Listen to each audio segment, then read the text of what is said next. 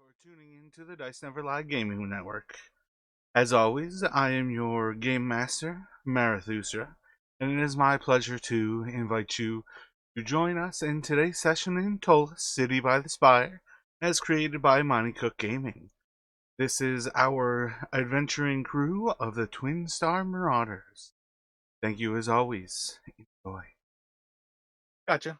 So yeah, in general, I don't ever want to like force you guys into just starting where I necessarily have planned. I do like to kind of continue on with the fact that this is real time. In-game world is moving while we are not necessarily in session. Does everybody have anything in mind that you were doing during your downtime? Um, Dalton, do you have anything that you wanted to accomplish? Was Jinx doing anything? Malchin, were you just kind of hanging out for 2 weeks at the Silken Sails? Would anybody like to start with what they were doing with this last 1 or 2 weeks of downtime? Yeah, I think Dalton might have um, probably spent it trying to do some more research, so like spending time in the library, or possibly also trying to learn a little bit more about um, the children that have been killed, like where they were from and kind of where the murders took place. Just kind of like background information like that. That'd probably be how he would have been spending most of his week. Gotcha. Let me get an investigation from you.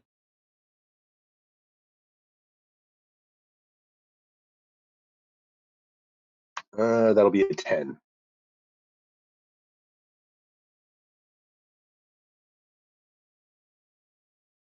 So background wise, is there something that you know that you want to like connect that Dalton knows as well? Or is this like you trying to find more information? Uh, Probably just more trying to find information. Um, yeah, I don't think there's anything. No, Can't think of anything I nothing know meta. that. Yeah, no, I Uh, don't. Yeah.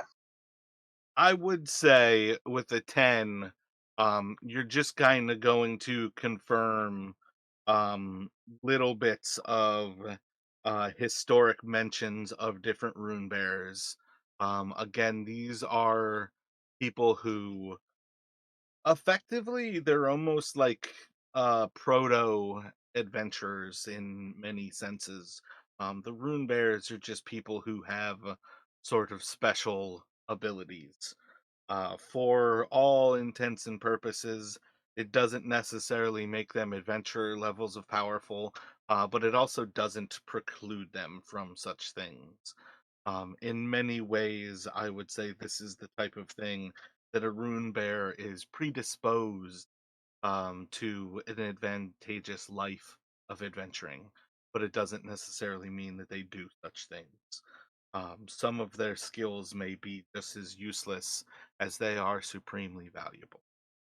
So different historical rune bears can be found, but in general, it's more kind of a mythological kind of talking about the past, almost like how we have like the demigods in Greek mythology, where you talk about Hercules was the child of Zeus, and he was empowered by having this godly blood. So the rune bearers almost have that kind of like history kind of behind them. They're not like deified, but they're also not deified. So that's kind of like one thing that you can sort of pick up that I can clarify about rune bears. Um, I'd say you could certainly find in a week a little bit more information that kind of would eventually get uh the Church of Lothian to kind of come to you and almost like stop your search into the tower, and the Dark Lord Gull almost confirming essentially that this is not simply like another word, not like a synonym for evil. This is an evil ruler. Um, Probably leave it at that because essentially this is one of the things where, again, like even within the church, there's very few people who know about those times. Uh, and I think that probably rounds out that kind of question. That would be pretty obscure stuff to start to look into because, again, like the rune bears in themselves are something that was almost forgotten at the time, and the evil is definitely even further displayed. Gotcha. Yep. Sounds good. How about for Malchin or Jinx? Do either of you have any thoughts?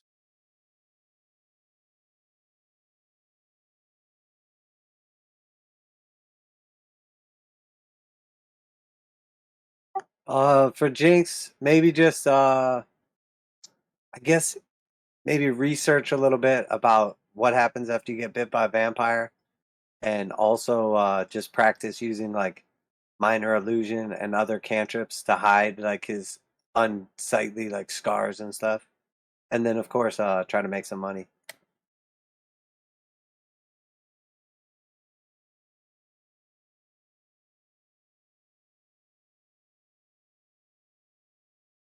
Um,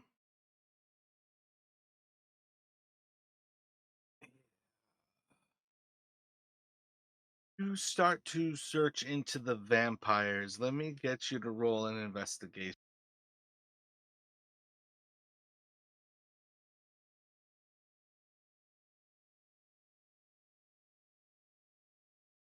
9 total. Righty, with a 9. I think I think you can find um that there are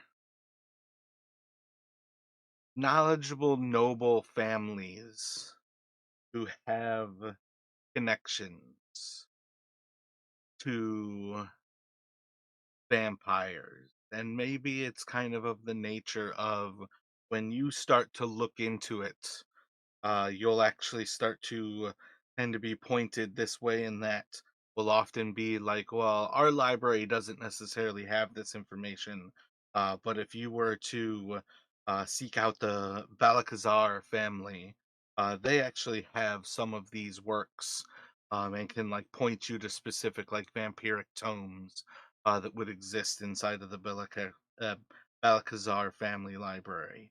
And I think that's probably where that would probably point you is just like to a family who you should go visit and see if you can like access their library, if you have like a reason to speak with them about it, or if you could find time to like actually borrow the book kind of thing. But I think that's the general idea is that you probably find things a little bit short in libraries that you have access to at present.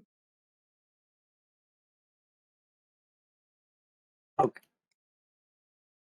okay, cool. But I got a lead for the Noble Library. So sweet. Yeah, the Balakazar family. Balacazar.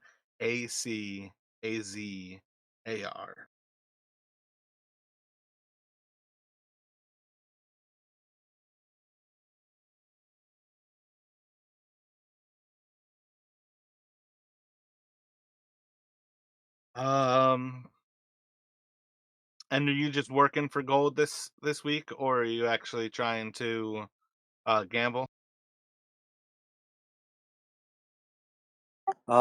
Just working for gold this week. I'm pretty broke, so. But I am gonna keep an eye out for that person that's trailing me and try to like, you know, be extra perceptive. Roll another perception for me.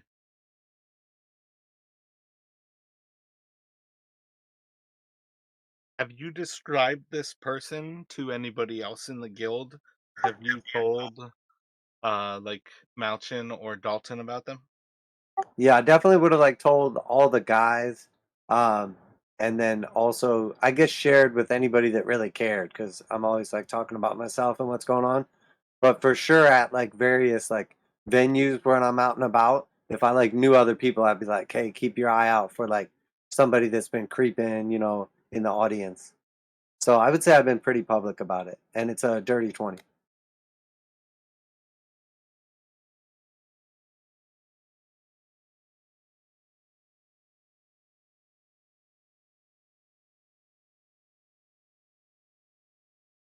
So I think at this point in time, it's been like going on for weeks, and Jinx is like a little concerned, but also just really curious what the hell is going on.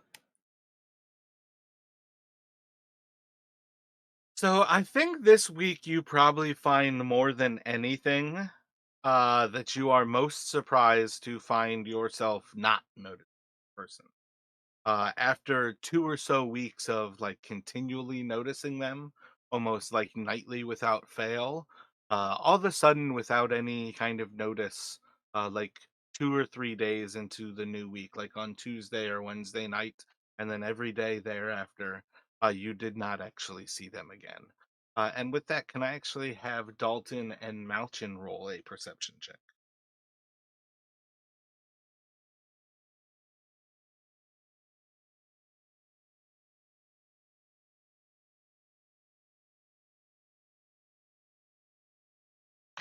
So it's an 11 for Dalton. And a 16 for Mashin.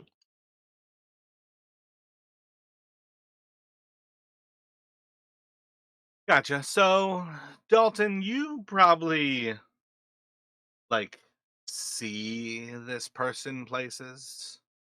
It's never the type of thing where you like look and like blatantly are staring at this person, who's kind of like cloaked and hidden in the shadows, just kind of staring at you. But it's more like corner of your eye, you like feel somebody staring at you, and you like go to look and you swear that you just saw somebody like roll their shoulder around the corner and disappear. Almost like just feeling like you're being watched. And the moment you actually look to where that feeling is coming from, it's disappearing like in the moment that you just see somebody's cloak like whip behind them. So you kind of have that feeling maybe like 2 or 3 days this week. Malchin, you have a little bit more. Well, actually, Malchin, if I can we go into? Have you thought about what you were doing over these 2 weeks? Well, I think Malshan would probably go to like that Lothian church where we knew the priest. I forget his name. Can I have it somewhere? Uh, but the one we gave the thing Gotcha. from Partnership. I believe that is brother Akalos.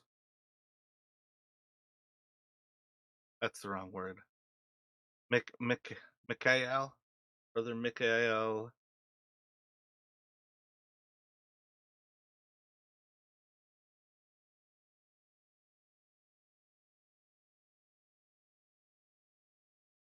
brother Ambersov.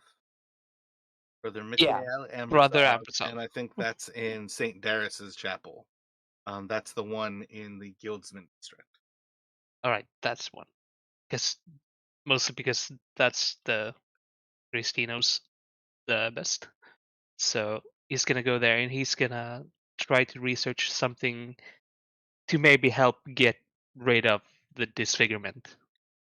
Like thinking along the lines like he was cursed by the rat god.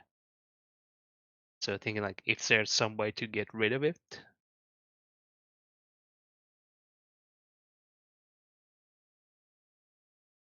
Roll me can do an investigation or a religion. Religion can be an advantage. Yeah, I'm gonna roll religion. Let's see.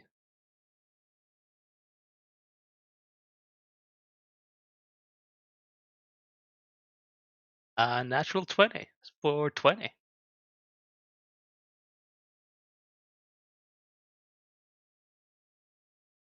So when you visit Brother Ambrosov, um, it's one of those things where um, he doesn't have like things on site, and perhaps you all are going to like a more major Church of Lothian.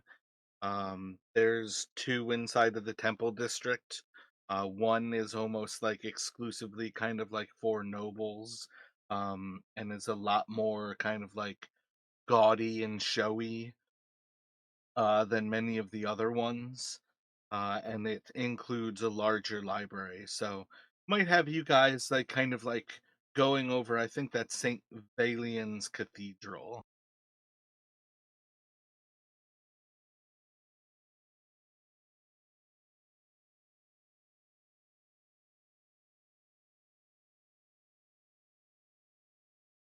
I think it is 350. Oh wait, that's the page number. 156. Um, so it's almost kind of central. If you look at it, it says God's Day Circle, like around the top of it. He might have you going to St. Valian's Cathedral, where they have like a little bit larger of an actual like wing of this chapel that's there, and kind of going into their library at times with Brother Ambersov.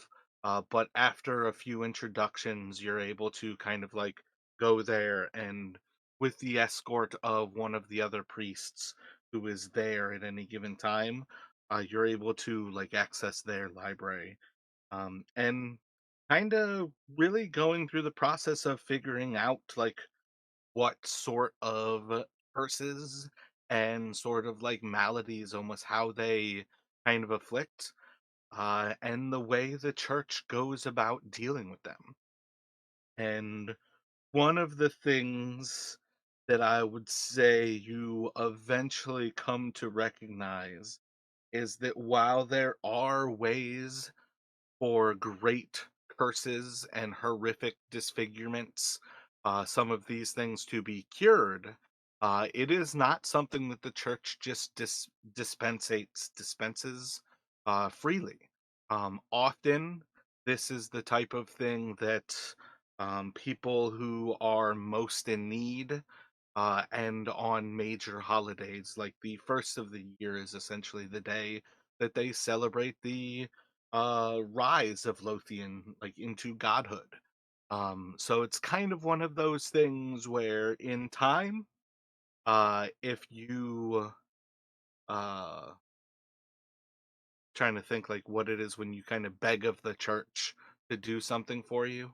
But basically, if you petition them in time, you could have a cleric of high enough order who could cure you of this basically this chaotic curse.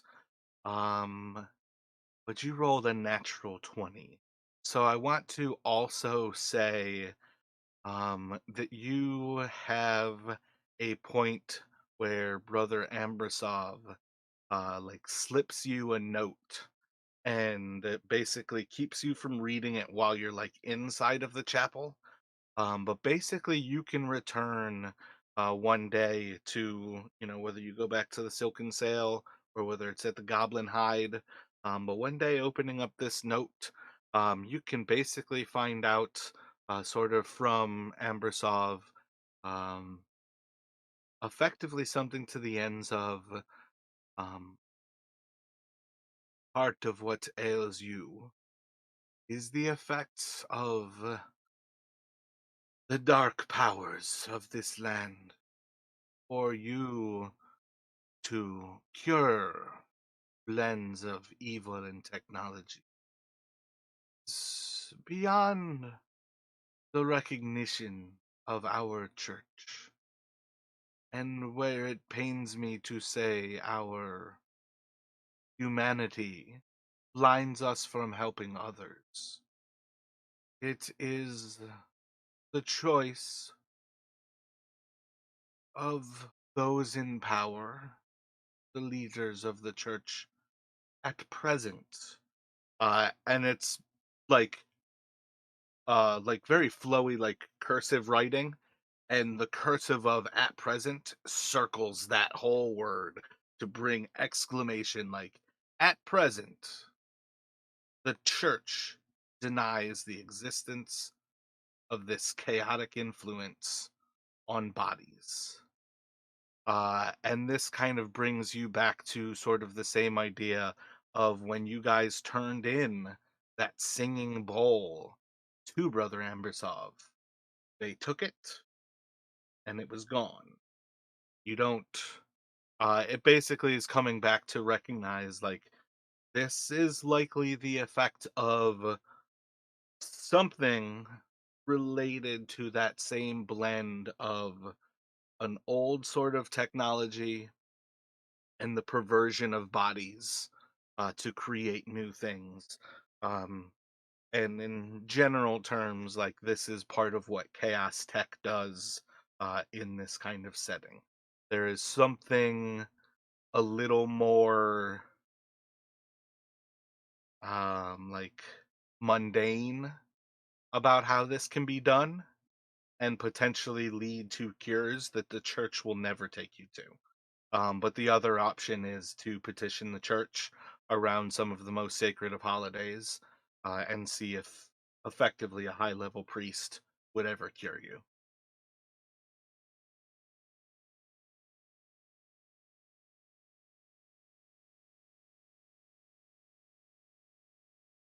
Um, and I think that would kind of fill your time because again, that's getting into very like hidden sort of occult information inside of the church. It's not necessarily stuff that they want to share so much as you have access to, sort of for the privilege of what you all have still done. Um, and I would say for you at that point would probably notice this dark figure seems to show up a few times when you're leaving St. Valian's. Um, You know, you might see them once or twice on like Malev Street when you like head out that way. You might see them once or twice on like the Street of a Million Gods when you head out to the west. But basically, when you're kind of moving between the Temple District and going north towards the safe house in the Northern District, the Goblin House, you might notice this figure a few times. Never inside of the temple. They're always generally going to be outside for all of you, except for when you're seen in slightly more mundane places, like taverns, are where Jinx saw them most. But the other two of you are seeing this person mostly in like streets and open squares. Um, but I think that will take us to present time, unless anybody had any other thoughts. I would say basically, for what it's worth, on just making like kind of typical money, you guys can basically figure out like what your like costs of living versus say like earning like 10 or 20 gold a week. I'm not really worried about how much you guys gain in any given week, depending on how extravagant you live. You can probably profit like 5 to 15 gold with next to no problem.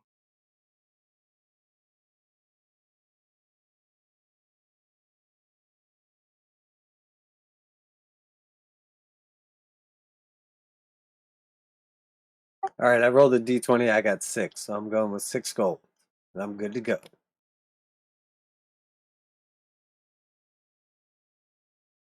Yeah, so maybe you find yourself like getting some like nice little gigs, just not in any of like kind of the more mainstream locations, but just there's plenty of taverns, there's plenty of different like um different places where a storytelling bard can find a little bit of coin to be earned, whether you find yourself busking one week or whatnot. But yeah, so we'll pick up kind of with that same idea as where like everybody kind of joins together uh vaguely daily to see how things are going at the Goblin Safe House and see like where things go. A lot of days being mundane, a lot of things just kind of pass by. I would say you all start to notice the young woman who was about like 30 or so. I think I put her at like about 32. She came into the goblin house with you when you were first investigating it. She was a bit of a ghost hunter. You've started to see her a little bit more around the house. Um, during this week, and then this Sunday when all of you all are gathering, you actually kind of see her like sitting outside of the house. And as soon as kind of like all of you have kind of like gathered, she like pops around to you all and just like, Hello, it's you all have been living in the haunted house for a few days or a few weeks. Have you seen anything else? Did you cleanse it without a problem?"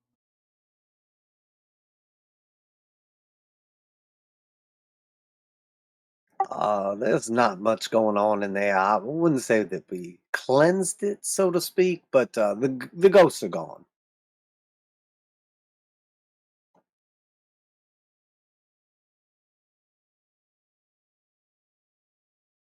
Oh, that's really great. Did you get any proof? Do you have anything that I could use? I was really hoping to have proof of them. I've invented a lot of different things that can find ghosts. Do you know of any other ghosts that I could help you with?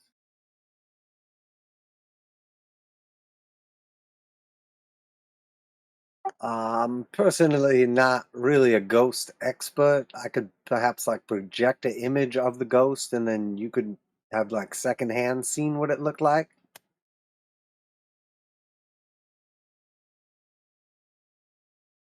Um, I think that, yes. You can kind of tell she doesn't really understand what you're saying that you can do.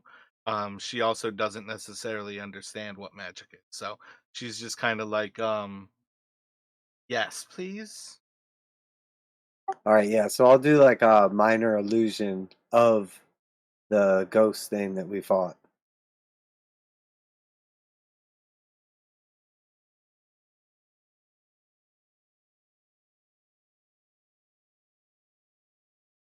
And I'll sort of like narrate the way that we like took it down. But I'll kind of leave out that it was actually just like a bug with a sheet on it or whatever. So even with kind of like vaguely seeing you like manipulating the weave, by the time you create this kind of like floating, like ethereal, like white sheeted figure, she does kind of like shriek in fright and kind of like leaps back, and you see as she kind of like uses her little instrument, this little like fan thing, metallic, almost like wand, to kind of like put it towards this thing. And there's no result, and she's kind of like holds herself for a second and kind of like steadies her wits and oh, that it looks like a real ghost. Everything that I've ever seen tells me that you got a real ghost. And good job getting rid of it. I'm really glad you guys can do that. It tells me that I'm in the right place, and I was really hoping you guys would be able to help me become a Delver too, and I could become one of you, and I could help. And she's like trying to like kind of puff out her chest and kind of like look a little bit bigger and look a little bit tougher as she's kind of saying this, like looking for like somebody to mentor her. Oh, I'm just the entertainment, and I'll hold up the two boomerangs, and I'll say, I just carry the boomerangs for the real Delvas. That's these two right here, and I'll point over at the two of them. Are you quite sure this is a path you want to take? It's a It's a dangerous one. Yeah, when he says dangerous one, Marshall is peeking, showing his face. Like, yeah, some strange things can happen on this kind of job. So either let me have the two of you roll an intimidation, or if one of you guys would like to roll intimidation and the other one assist them and give them advantage, let me know what you want to do. But I want an intimidation check from you guys. Yeah, I think maybe Dalton will try to help Malchin because Malchin's the one actually showing like the effects.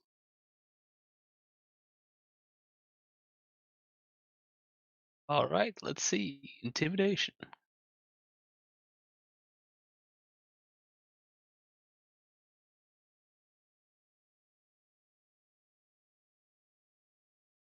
That is 15.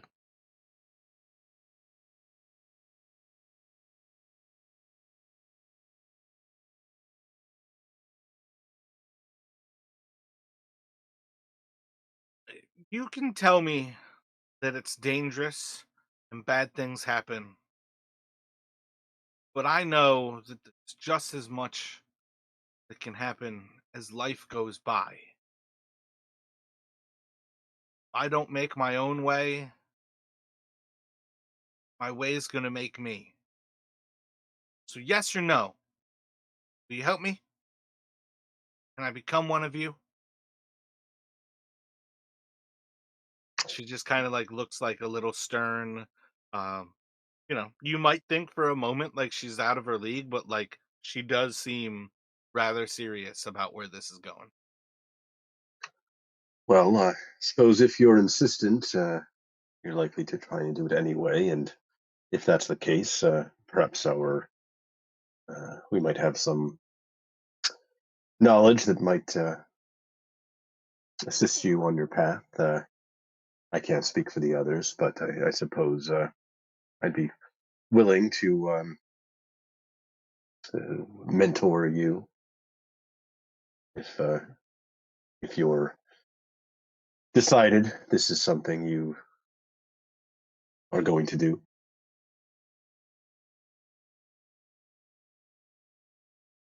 Definitely seems like not Dalton's definitely not convinced, but he figures, if she's going to do it, better to have, uh, maybe somebody with a little more experience kind of watching your back.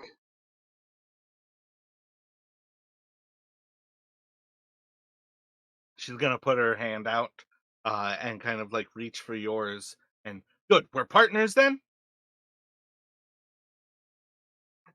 Partners might be a bit strong in time, perhaps, but for now, those trainee might be more uh, accurate label.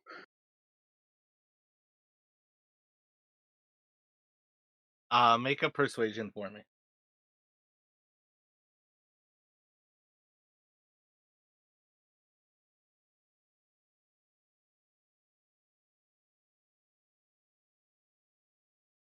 That would be a 24. I have expertise, so I just doubled that the D4. So she's uh kind of like slowly, like a little bit like defeated, dropping her hand. Maybe we're not 50-50, But but can still can still surprise you. I've got my connections, got things that you don't know. You all can show me a lot, things that I don't know. And I think you'll find in time that I can prove my own way and I can carry my own weight. You guys look down on me now, but I'm a quick learner. I'm tricky, and I'll show you. And I'm going to prove it. Prove myself to you, and we'll be partners then. I've no doubt you will, and once you do, be happy to sponsor you for membership in the guild, make it official.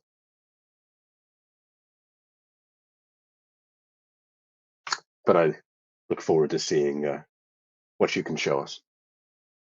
So she spits in her palm and she says, "Apprentice, then," and reaches out to shake your hand. So Dalton, still looking kind of unsure of the whole thing, but he will reach out and shake. Yeah. All right, I rolled a 3 for her strength check, so she goes to like give you a real firm handshake. It's just kind of like a loose, casual handshake.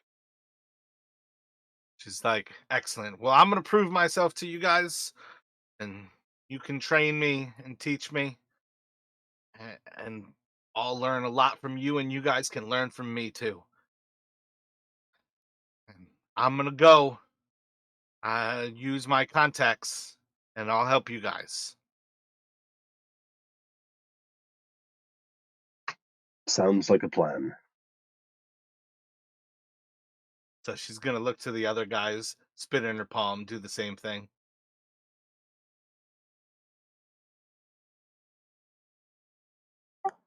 Jinx will like look at the other two of them. He was like kind of laughing when it was like the shoe was on the other foot with Dalton, and he's gonna spit in his hand too, and he'll shake and say, "Yeah, partners it is. We could definitely learn a couple things from each other."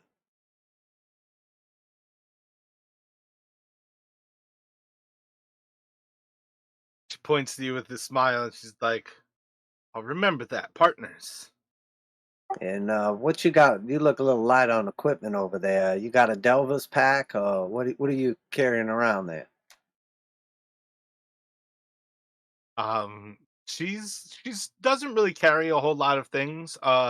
In general, like this is one of the things we were kind of talking about at a game where you're not necessarily carrying like all of your gear at all times.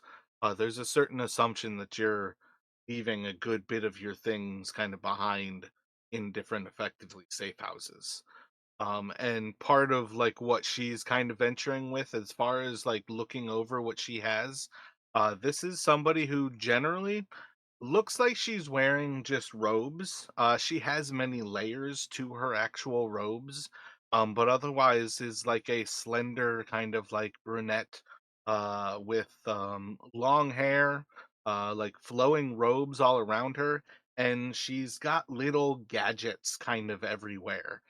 She's often holding that thing that I've described as like a wand with kind of like a fan at the top of it that she tries to like spin knobs on, and you've seen her like taking readings, trying to like get signs of like ghosts in her presence. But she has other things that are like on her belt. Very similar, kind of like how she'll like access things is like a utility belt, like Batman kind of style of thing, where like she's like got all these different like pop out things and she can like expand this little pocket and like reach in and grab something out of it. But basically she's just got a whole bunch of kind of like knickknacks on her. Otherwise, looking over her person, um looks like just somebody kind of wearing typical kind of traveling clothes. No signs of armor, no signs of actual weapons at all. I think I said about like 5'4", early 30s again.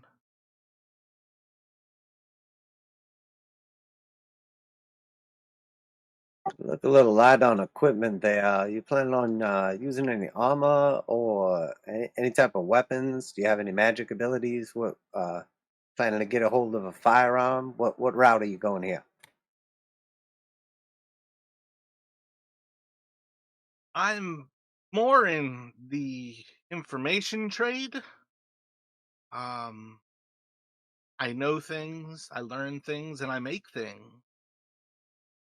Really looking to expose the existence of ghosts and prove to people that they're real, and make sure that people know and understand that we can communicate and take part with the other side and That's kind of my main goal.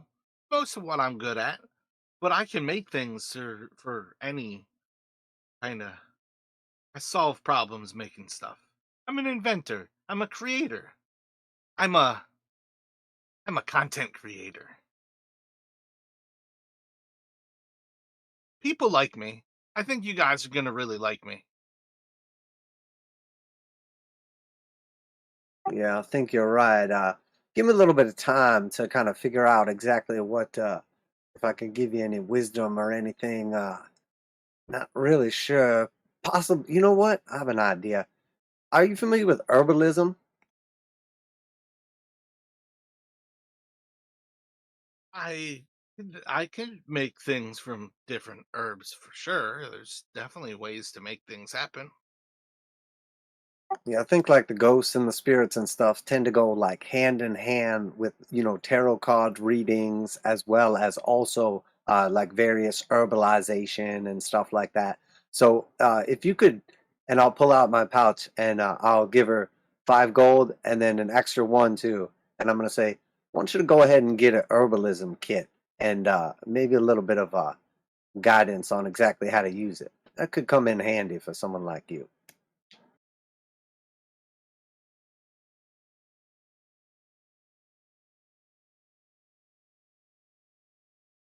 Let me get a insight roll from you.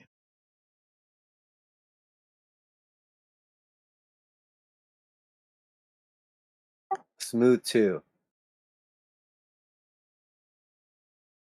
Well, I what would I be doing with this herbalism kit? Do you need me to do something, or like do you just want some sage? I can smudge a house if you want to get the ghosts out of that house. I can smudge it. We can it can its aura can get nice cleansing. It's got a big green aura to it. It really, and she like looks to the house like, I mean, if you told me anything about that house, I would tell you that house is green. It is filled with green.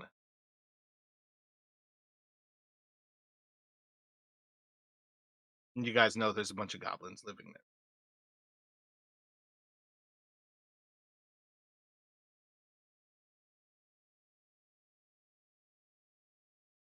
But do you have something in particular you want her to do with the herbalism kit? Oh no, I'll be not on in the particular. No, definitely not. Just But yeah, randomly trying to like get her started on her dungeon diver journey without her getting at something crazy to get her killed. at present, she'll take that, take the 6 gold from you. Now, just out of curiosity, as far as this little green aura and everything, what do you get like different auras from different entities or like areas around? Everybody's got an aura. It's sort of like how you touch the ethereal plane. That's it's kind of where a lot of ghosts kind of exist. They're kind of between the planes, so you can usually see something spirit between the planes. So like the house definitely seems to have some green going on with it.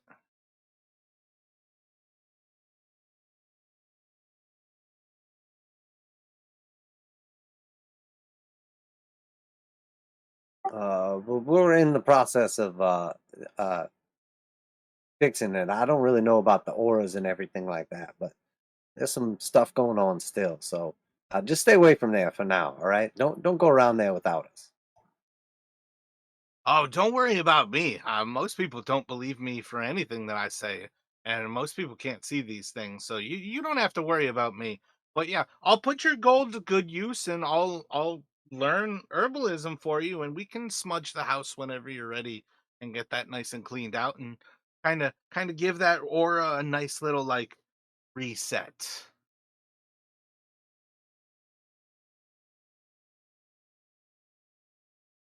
But I'll learn herbs for you. And she's just gonna kind of like, um, almost like skipping a little bit, kind of go on her way as she like leaves behind you guys in the house. She essentially just starts to head off down Market Street, kind of heading off towards Kalibi Street. She's heading to the west.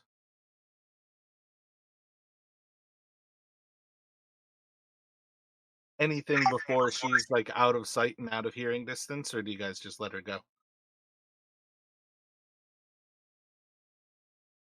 Once she's like at a distance, if nobody else says anything else, I'm gonna say, "Man, you guys really hung me out to dry there."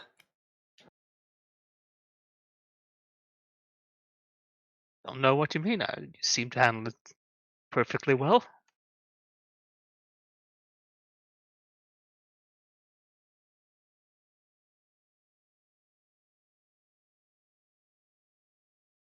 So as you guys all kind of gather together, and you might take some time to talk with Glimtas. You might take some time to chat with the different goblins. You've even got some lizard men in there that I forgot about that even add more to the greenness of this place. You definitely have a solid group of people who you have kind of like in and out of this house. Um, I think realistically, you guys have like six humanoids who are vaguely like blend in enough with the city. The goblins can kind of make their way, but they have to be super careful to go around the city. But in general, they tend to do that like two goblins in a trench coat style of thing. And the lizard men are one of those things where most lizard folk are essentially, I mean, it's realistically, I would say most lizard folk are going to be like lower class citizens at best. So the lizard folk, the three lizard folk are even more kind of kept in here than maybe the goblins. But in general, you've got like a quite a big like thing going on in this house. So anytime you kind of group up is always kind of a thing. But in the end, say around like midday, um, there's going to be a like knock at the front door while you guys are all inside of Goblin House. You just hear like a rapping of like "Doo, doo, doo, doo, doo."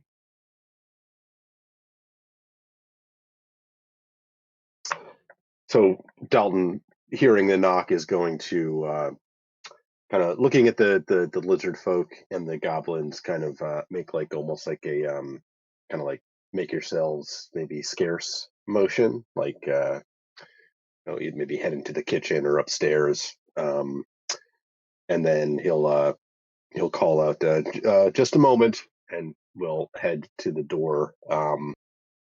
I guess he'll try to maybe. I think there's a window near the front, if I recall. So he might try to like kind of like peek out and see if he can notice who's rapping at the door before he actually goes to open it. I don't even know if I still have a picture of the Goblin House in Owlbear Rodeo, but I do believe the windows were on like the main level. So effectively, like the goblins and the lizard folk, as long as they're not in that main entry, the main room, there's no chance of them being seen. So you can certainly have them kind of like step out of the explicit sight of somebody else. But by the time you go to look outside, there doesn't appear to be anyone outside, and nobody responds to your kind of call of, I'll be right there. But when you do open the front door, you do see a small little envelope that's kind of like stuffed into the door. Um, oh, say it's like right between the sill and the door frame. Gotcha. So Dalton is, well, seeing that, he'll go to take it up, and he'll kind of take a few steps out and just sort of like glance like up and down the street to see if he sees anybody like looking like, you know, hurrying away.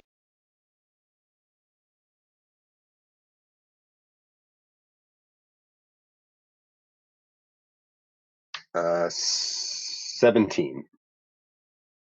Perhaps one of the best looks that you get.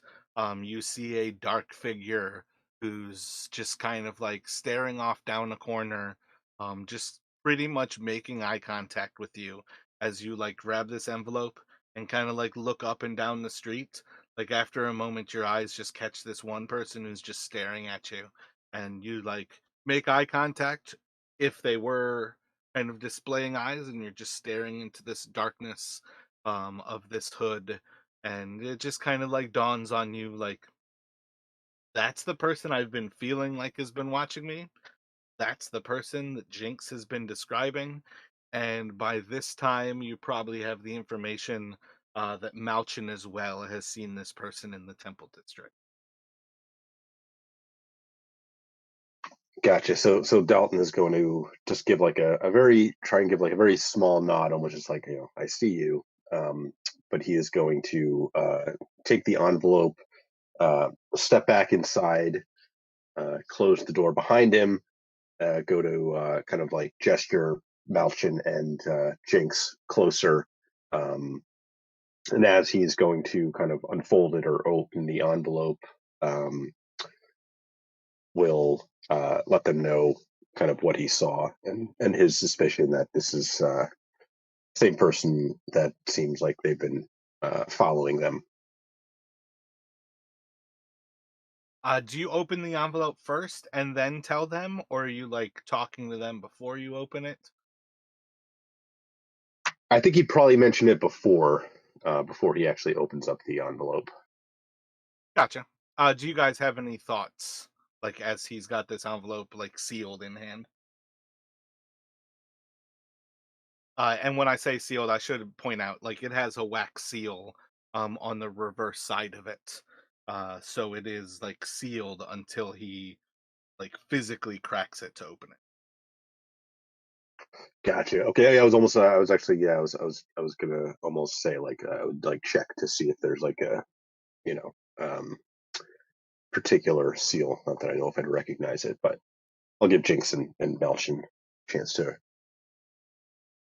chime in first.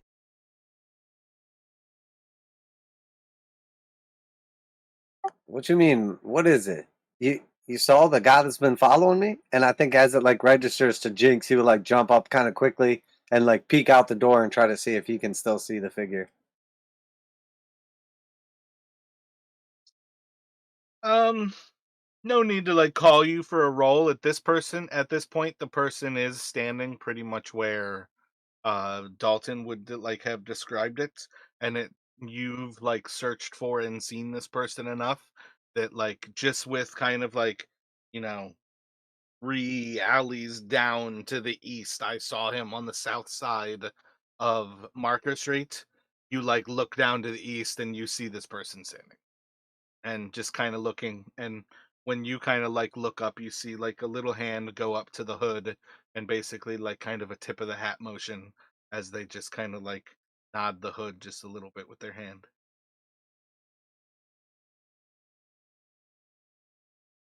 What the hell? Dalton, open that thing up. See what it says while I could still see him. So Dalton will kind of like flip the envelope over, take a look at the seal to see if it's anything that he recognizes or anything distinctive about it, and then um, go Make a to religion check for me.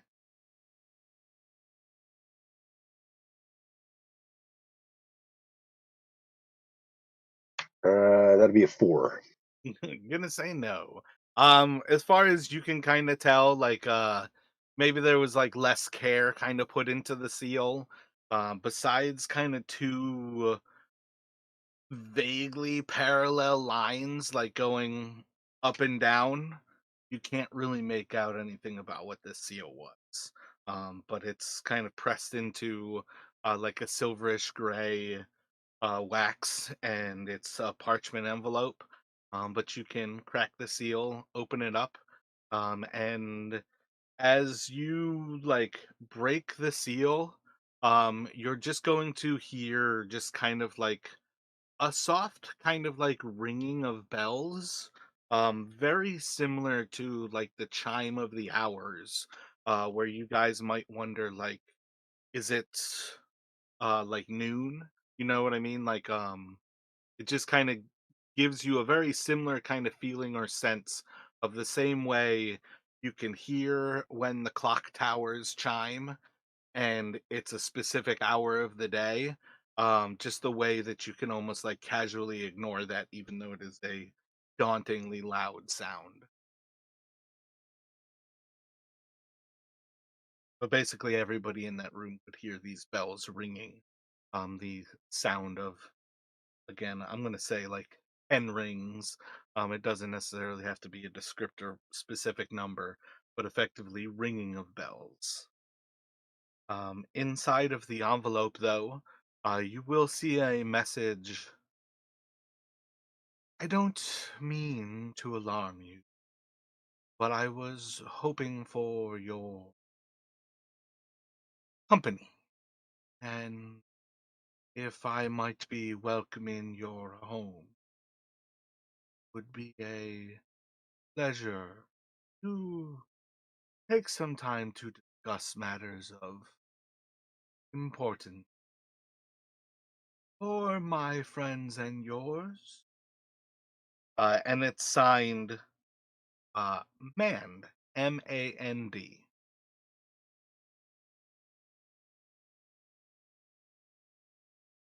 So Dalton will he'll read it aloud as he's looking it over it. He'll kind of like give like a little like when the as the bells chimes, like, yeah, odd coincidence. But then he'll kind of read the letter aloud to the others, and then glance to Malchin and Jinx. Should we extend an invitation?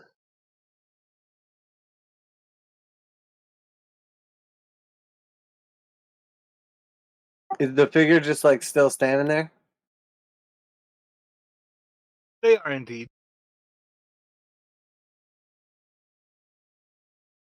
I don't know what the hell's going on here. Y'all recognize that name or anything?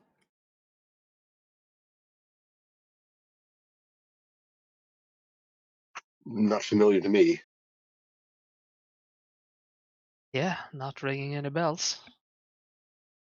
I don't like the idea of this person knowing where we live and coming here. We don't even know anything about him. I mean, it's not like we're private people, but it's just creepy.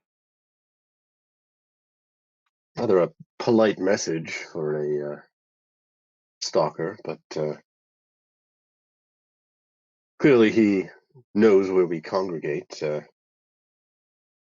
Perhaps it would be best to find out just what he wants.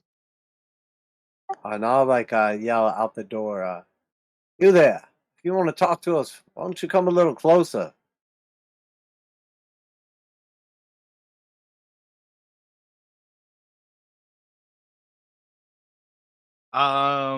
You see about three different people in the street who like point to themselves as they look to you, and they seem to like all walk up to you, as well as the actual person who you're yelling to. So like the first person who kind of walks up to you is just like, I didn't really need anything, but hi, how are you? Sorry, I meant the cloaked figure back there, not you. And I'll kind of And like like the wave next off the other ones. person who was like walking up and heard that just kind of like almost like pulls up their like collar as they kind of like try to pretend that they didn't just do that and walk on. And then the third person just kind of like stops for a moment and they're going to turn around. But again, the figure who seems to be manned is going to continue to approach.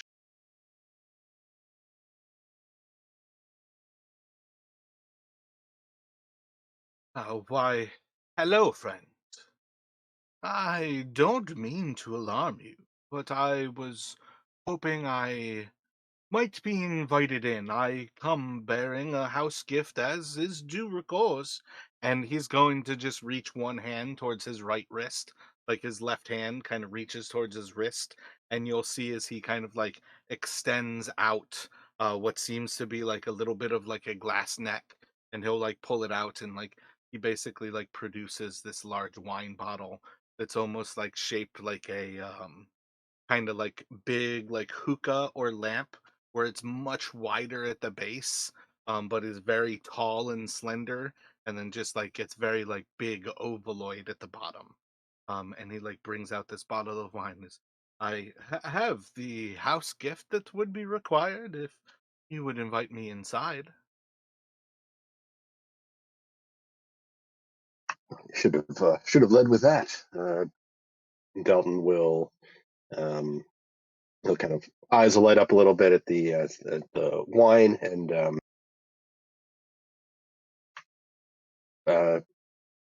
yes, come in.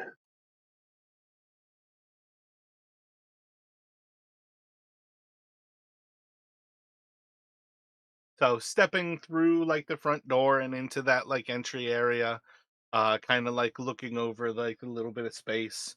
You guys probably have a lot of things like fixed up. I think it's been 2 or 3 months. There's probably like pretty austere like seats and things that can be managed here. It's probably a pretty well lived in space, but it is not like a destroyed and forgotten home. And he kind of like looks towards you all as he's kind of like standing in the center of the room, um still kind of like a like dauntingly tall figure. He stands a little bit over 6 feet tall. His hood still kind of like vaguely is covering his appearance, even within kind of feet of each other. And he's basically presenting this wine bottle that is like almost as wide as his shoulders, but again is like very low in like the glass where it's wide, but it's almost as tall as say like one of your kind of like forearms. So like say like um 2 feet tall and 2 feet wide, but it's very wide just at the base. And he's just kind of holding this and um, kind of like lifts it out to present it kind of like with a single hand. As his other hand kind of moves back, he will drop his hood, and you will see a generally kind of like younger male, maybe like mid 20s to early 30s, dark like brownish auburn hair. He seems to have a slim circlet made of like a silvery material that he kind of wears around his head, kind of holding his like long hair back. And there seems to be kind of like a like purplish gem set in the center of this like otherwise pretty slim circlet that he wears, and like a mustache, but otherwise just kind of like a handsome-ish younger humanoid male, um, and like just kind of drops his cloak back and might we find ourselves a comfortable place to sit? Do you have glasses befitting a fine glass of wine? Uh, and just kind of like looks to you all for a moment to like play the proper like hosts for a moment. I'm sure I could rustle up a few glasses. Uh, give me a moment, and Dalton will move off.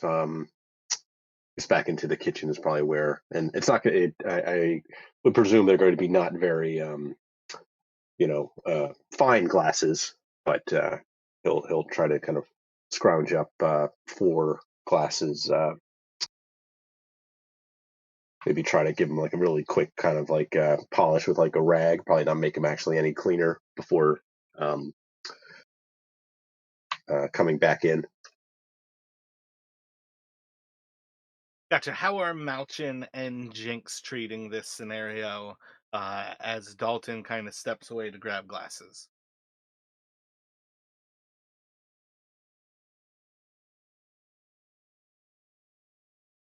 So Jinx is like super apprehensive, like arms crossed, like standing back, like you know, clenched brow, wondering like what the hell is going on. So when he like approaches kind of like holding this wine bottle out, he'll kind of like see you a little bit like kind of hesitant, and will kind of turn and ah, come on, friend. You know you are much more entertaining than to be so put off. I mean you no harm at all.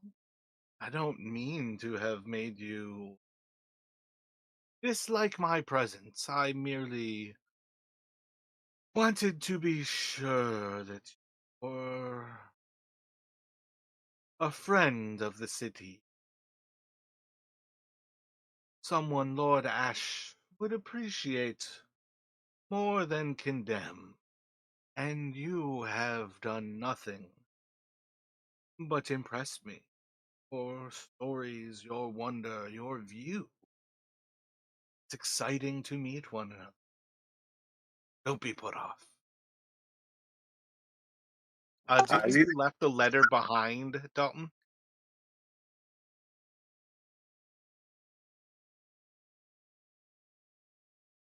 Yeah, I probably would have like put it on like a side table or like a yeah somewhere like when I went to go get the glasses.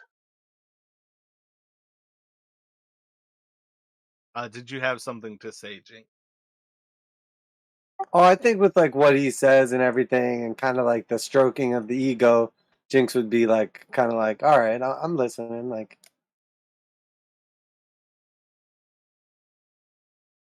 Gotcha. So when he sees like the letter sitting on like the table basically kind of left behind, you'll just see as he kind of like almost just notices it with the corner of his eye, and he's going to snap his fingers, and you'll see as the paper kind of like floats up into the air, and it's going to start folding.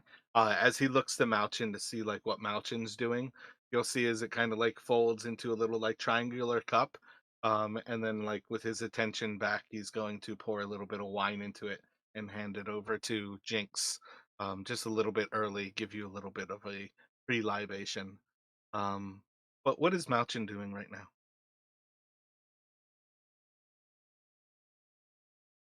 Yeah, Malcolm will probably score himself a table and some chairs to sit at. Just make sure that don't have to stand. Excellent. So you're kind of gathering these all up. Dalton's gathering the glasses. Jinx is kind of obstinate for a moment as these things go on. Like he's going to very much like praise Malchin and Dalton in the same kind of way, where he very much kind of brings up what fantastic zinnia. You are excellent hosts. Ash be pleased. And each of you now would then hear as he uses this name of Ash. I would like you guys to give me religion checks.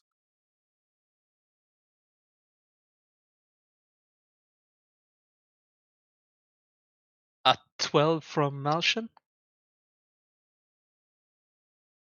Gotcha. Jinx is Dalton, are 14. you 10 or higher?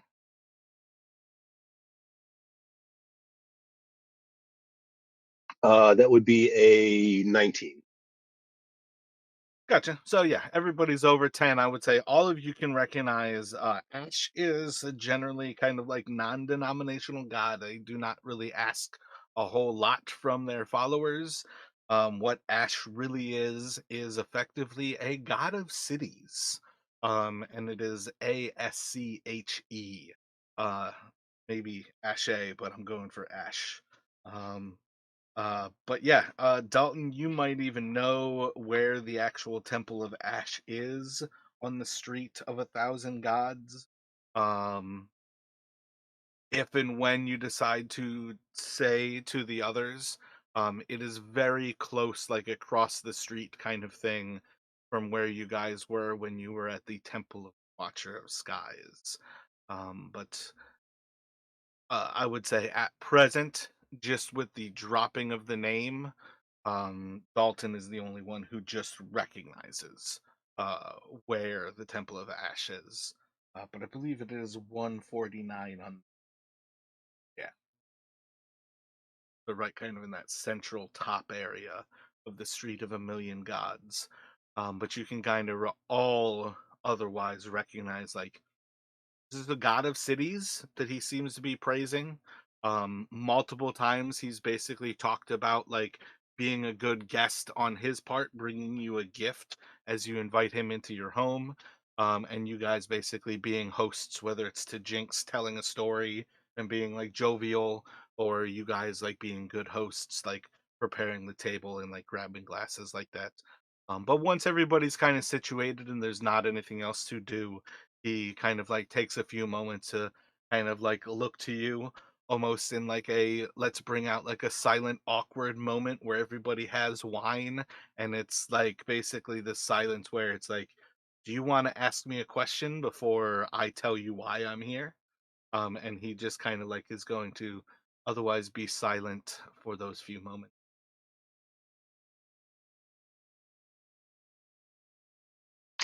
So Dalton will distribute the glasses. He probably would have ended up actually using prestidigitation to kind of clean them off while he was out back in the kitchen.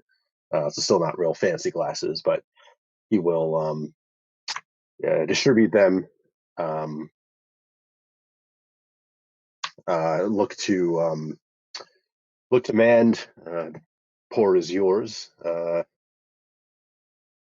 Um, otherwise will not ask a question yet.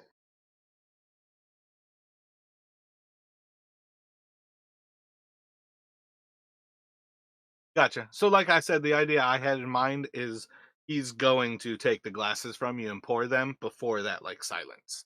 So, like, you guys all have wine glasses. By the time he like basically takes this moment to almost give you a chance to ask a question, before he goes into, um, well, I am very thankful that you all have done me this honor of inviting me into your home, and you will see, as you previously likely missed over, that I have an invitation for you to a gala at the Castle Shard. And you'll see that the little like origami paper cup that Jinx had is not an origami paper cup. There is actually a purple piece of paper sitting in front of Jinx where that cup once sat, and you can basically see that whatever it was that he handed you does not look the same as it did before. And he will basically describe the Lord and Lady of Castle Shard have. Well, the three of us are close friends, and Lord Zavir wanted to do you the honor of an invitation and hope that you might join us for a afternoon's conversation, preemanating a gala that would be a fantastic chance for you to see the noble district, enjoy some time of revelry, and generally meet anyone who you might care to share your time with. But in general, the chance to see Castle Shard, and if you were to make a good impression, bringing a fantastic housewarming gift is always a great first impression. We would be delighted for you to Shard.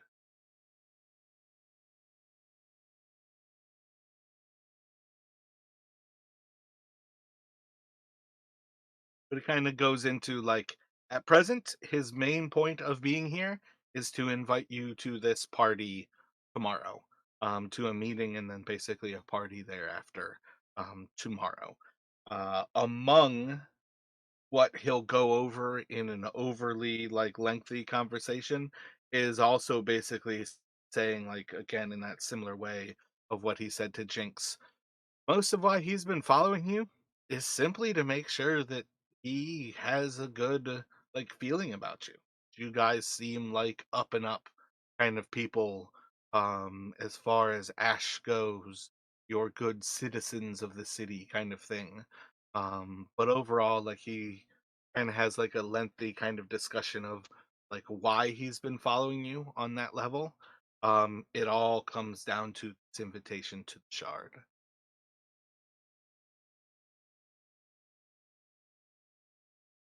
So Jinx is gonna be like fiddling around with his like tinder box, and then he's gonna light up a cigarette, and then he'll look over at this guy as he's like kind of smoking, and he'll say, "Can I ask you a question?" And then he'll I hold would out. say yes. Would you like to ask a second? Yeah, yeah. No, so you mean to tell me that you've been following us around for weeks, maybe even months at this point in time, and you've seen the shenanigans we've gotten in, seen us almost die, all the recklessness and craziness that follows us around everywhere we go. And after all of that, you think we're good people and you want to invite us to a fancy noble party tomorrow? I'm in. I'm in. Goodness is always relative, and yes, do fit what I have been hoping for. You do indeed. So Dalton will raise his glass, kind of like in a toast, and then to fortuitous, if perhaps somewhat belated meetings. I, for one, always wanted to see the Castle Shard. I've heard good things. I don't think he would actually have any idea of, unless it's like a well-known, I guess, place within the city that he would know as a citizen. But otherwise, he's just kind of trying to be sort of, maybe being a little pretentious and kind of talking up. Um, but he will basically say yes, like I'd be delighted to attend. Pretty much gonna say guaranteed on being a local, you've 100% heard of the Shard. The Shard is one of those places that is as old as the city itself. It is going to be vaguely mythological in sort of how a lot of stories about it go. But among the most powerful people who have ever lived in this city are the lords of Castle Shard. So for the two of you who are locals, it's definitely a solid recognition of like this is effectively outside of like being invited to somebody who's like a part of the empire, like high up in the empire. This is the height of the city itself here. But Malchin, you can roll me a history check to see if you've heard of the Castle Shard.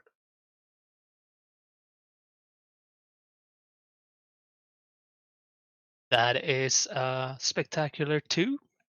Yeah, I'd say for Malchin, pretty much no sense of what it means in the least bit to be invited to the Shard. Um, but yeah, from the other two of you, I would say you would basically recognize Castle Shard as one of those places that is kind of the height of going into the nobles district. Is the Castle Shard.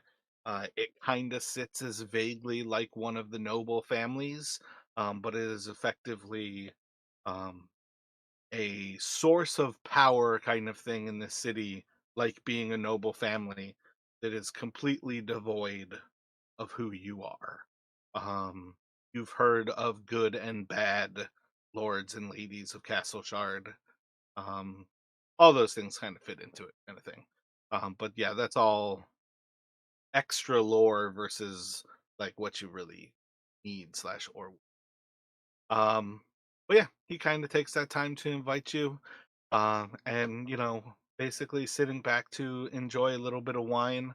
Let me have everybody make a constitution save if you sit here and drink the whole bottle, which man 100% is going to drink until you guys give up. He is not going to stop before. Yep, Dalton's not going to let a fine bottle of wine go to waste.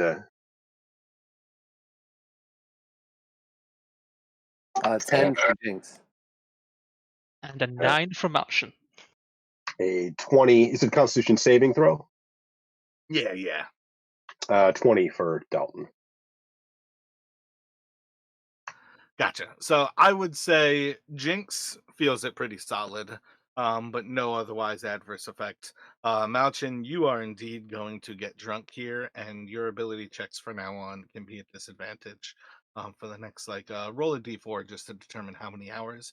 And Dalton, you otherwise handle your liquor in this case here, as well does Mand.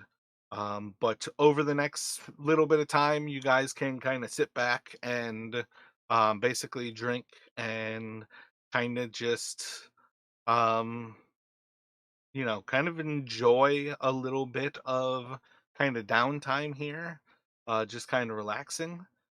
Is there anything in particular you guys would do over the next hour or so of drinking with this person? So Dalton would at some point would want to ask could you recommend an appropriate, castle warming gift for the esteemed lord and lady? Wouldn't want to arrive empty-handed.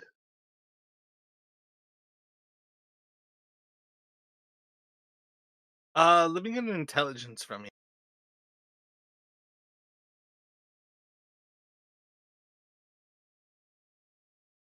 That would be a 19.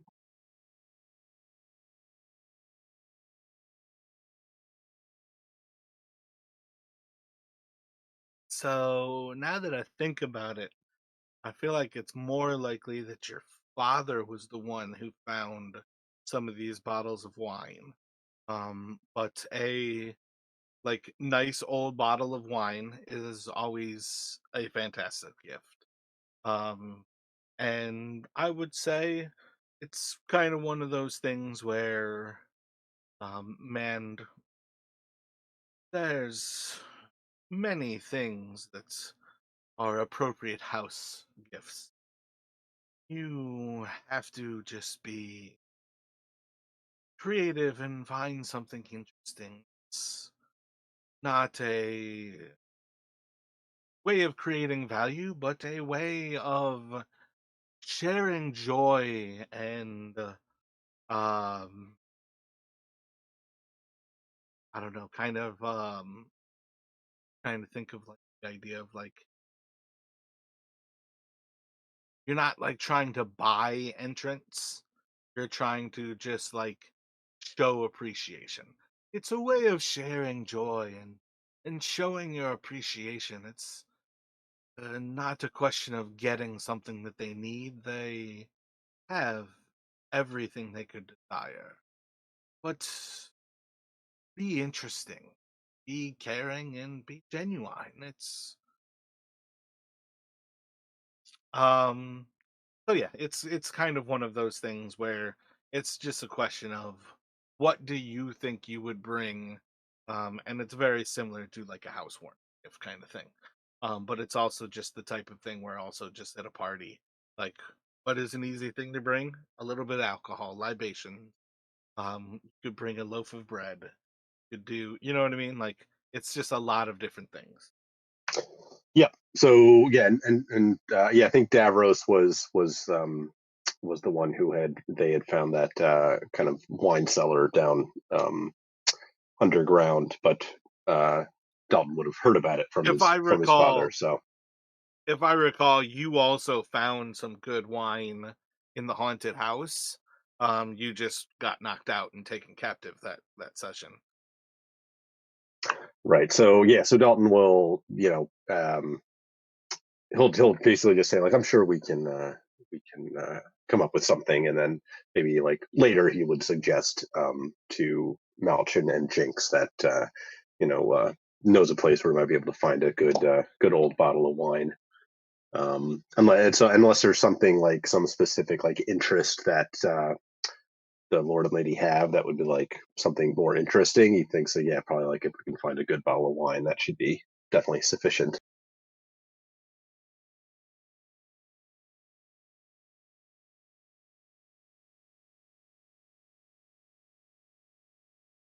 Any other thoughts at present?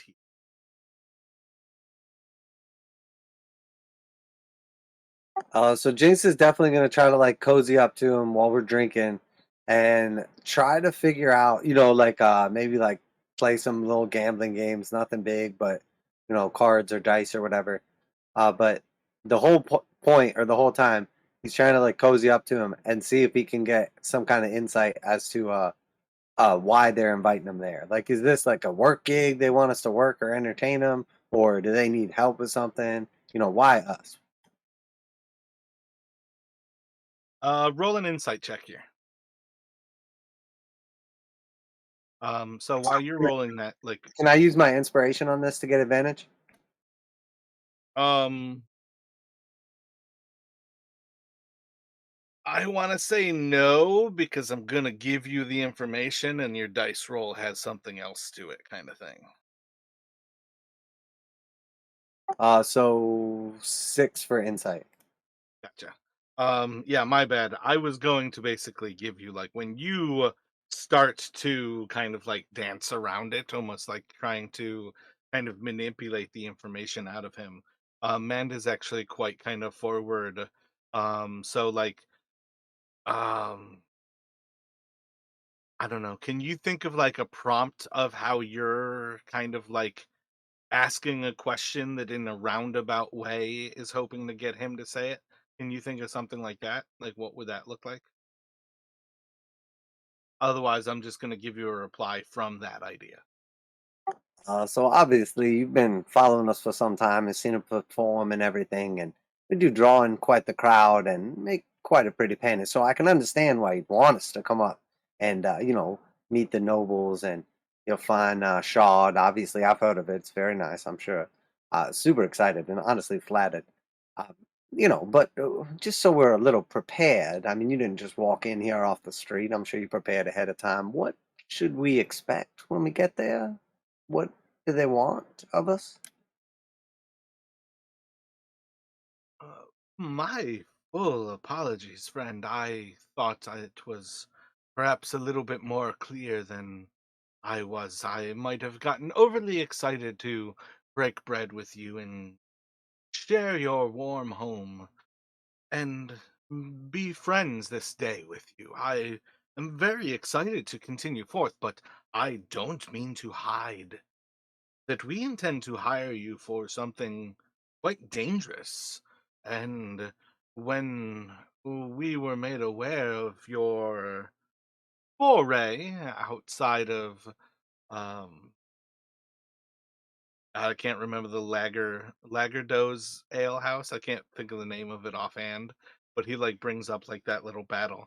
Well, when we were made aware of your little foray outside of the ale house, I was relatively sure even then.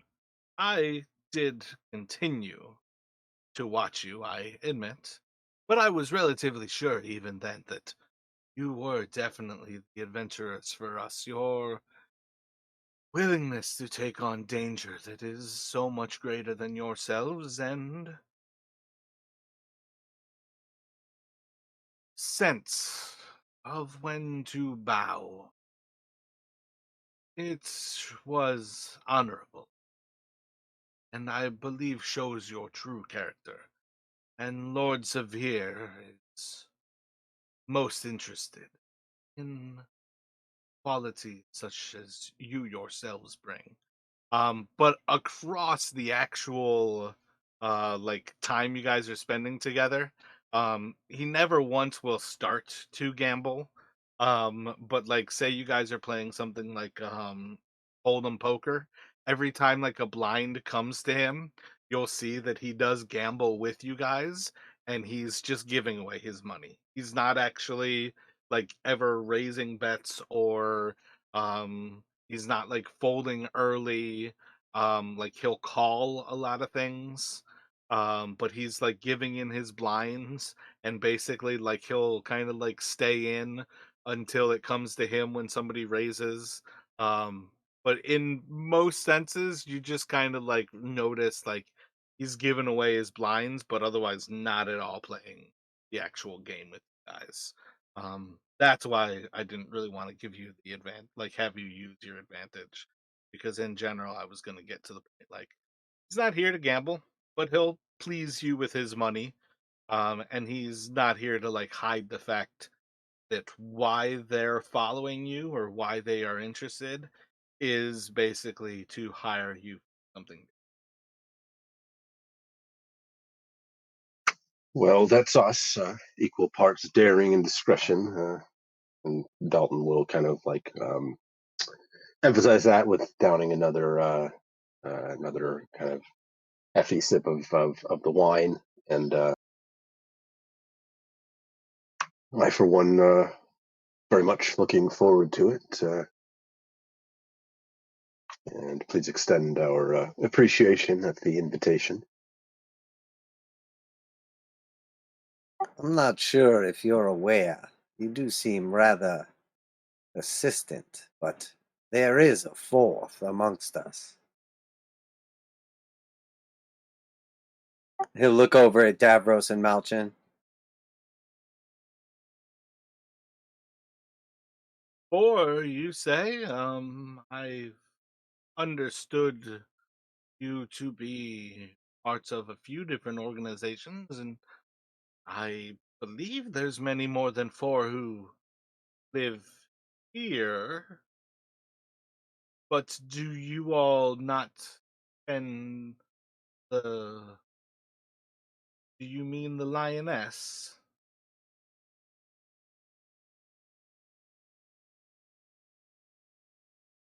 Uh, So Dalton, thinking he knows who Jinx is referring to, is kind of he'll glance towards Jinx and perhaps we should let her focus on her training a bit longer,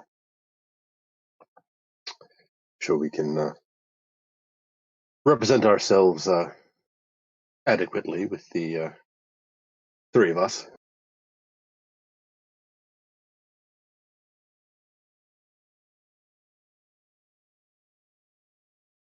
I suppose I'd just hate to be in a situation where we needed her help and wasn't available, but we can discuss that at a later date. Perhaps if we find out if there are any apparitions involved.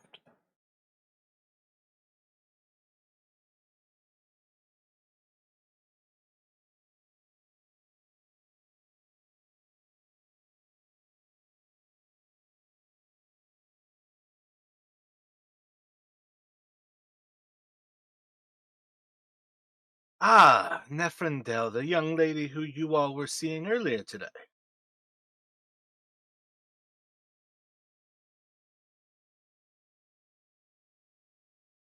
Indeed, you are efficient as I presumed. I wasn't aware that you all had taken up together. I color myself surprised. Um, Intrigued. She, among most anyone you would care to bring, is certainly welcome at Castle Shard, though I would limit perhaps to a +1 each. 6 of you are more than welcome.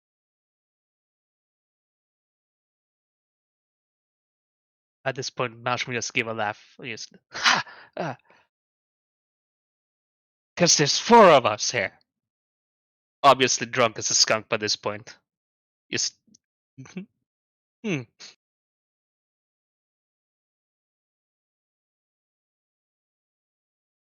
Dalton will kind of like reach over and kind of like pat Malchin on the knee. Like, yes, Malchin. Well observed. So Manuel kind of like pick up the bottle of wine and kind of like slosh like the last little bit where you can see some of the dregs of like the um distillation is not the right word, but basically like the little bits of wine you kind of see at the bottom of like the hard particulates. And well, the wine has certainly done its trick, and he's got just a massive smile on his face, maybe a little bit of kind of like rosy cheeks where you can kind of see where he himself is a little bit drunk as well. But kind of like looking towards you all, it's been quite a pleasure, friends, and with you invited. Your invitation is indeed that slip of paper. You should have no problem approaching any of the guards on your way there. And, um, the 3 o'clock, shall we say? I think it actually says on there, but I just wanted to, yeah, it does say 3 past noon. So I just wanted to confirm, 3 o'clock tomorrow. I look forward to seeing you once again. Otherwise, have a most wonderful of days here, and on the morrow. And he'll kind of like almost like skip to the front door with like one little step before opening it and kind of waving as he steps through the door. And man, step away, kind of flip up his hood and head down the street.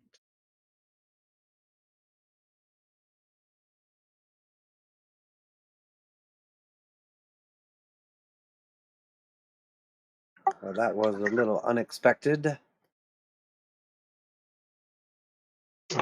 Indeed. I for one am curious as to just what they want to hire us for, but and probably this would be the point where Dalton would mention like maybe we should try and see if we can find that wine cellar underground again and try and maybe pick out a good bottle as our gift. He's also going to suggest perhaps we should, given where we're going, invest in perhaps some nicer clothes. He has some, kind of what used to be kind of finer clothing, but is now, after all the adventuring and stuff, is looking pretty worn. So he's also going to suggest that maybe we go and visit a tailor. Appearances matter, especially to that sort.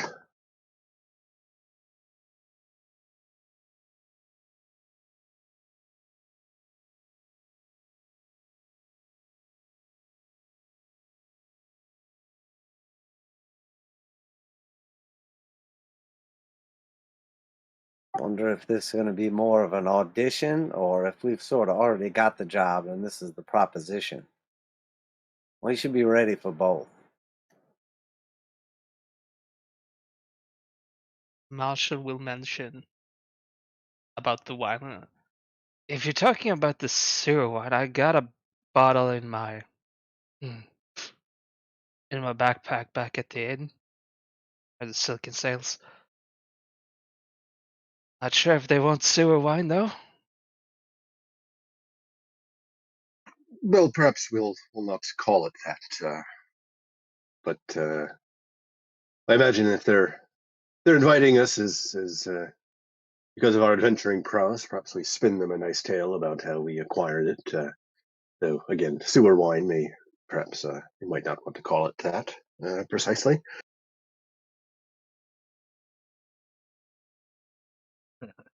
Just have one of the goblins walking by. How about plague rat wine?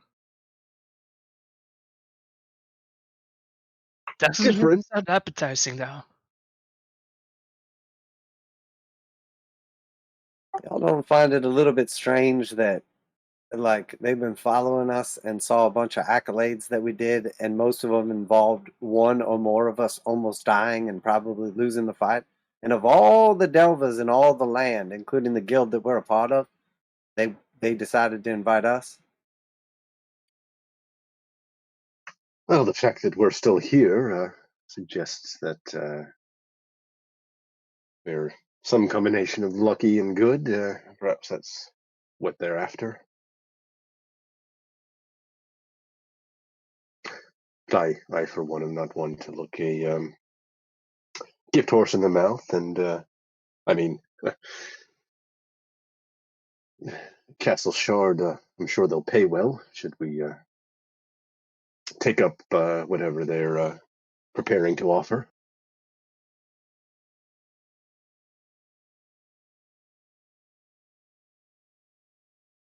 I mean, I don't disagree. It's certainly an opportunity, but perhaps we should bring the Huntress along with us in case things do get sticky.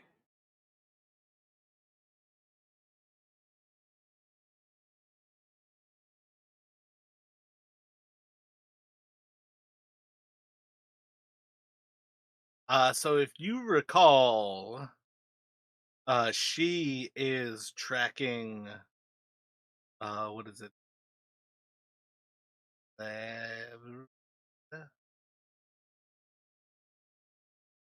Rulis Hobbs.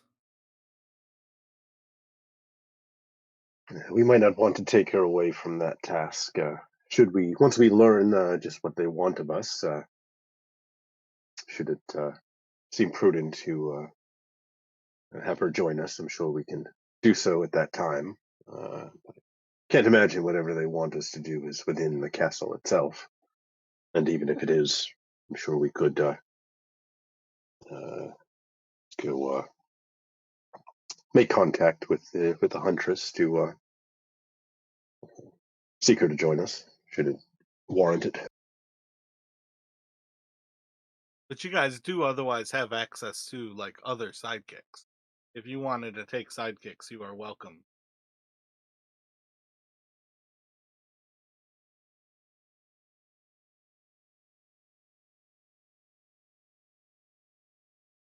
That's part of what like all the other guild members are. Effectively, like all the NPCs for Twin Star Marauders are like a pool of sidekicks for you guys to go after. So I think you've got like, Kiritoa is a barbarian.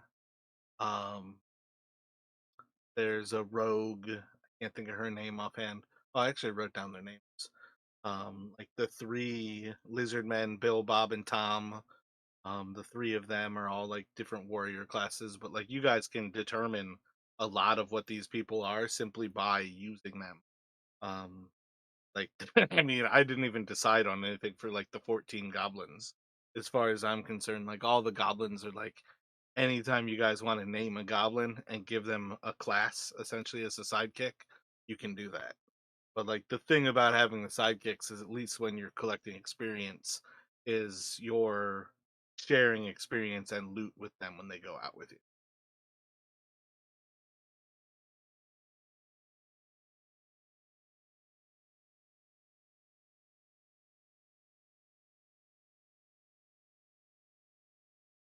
So do you guys have thoughts? Do you want to I mean, do you guys want to take a break while you think about it? Do you want to take sidekicks out? Is there anything in particular you wanted to do, like going for clothes before we kind of fast forward to it? What are you guys thinking? Yeah, Dalton will probably just go find a tailor and essentially just purchase some fine clothing from the PHB at like a tailor shop to wear. And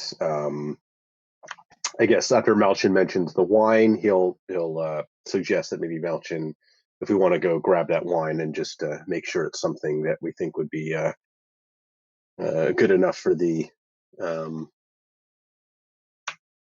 the Lord and Lady Lord Xavier. Was it Lady Rill? Yep, Lady Rill and Lord Zavir. Yeah, so he'll just kind of suggest that. But otherwise, yeah, ready. I don't have anything specific to do before kind of we move up to the meeting itself. One of the things I was gonna say for Dalton is your mother like works in clothing.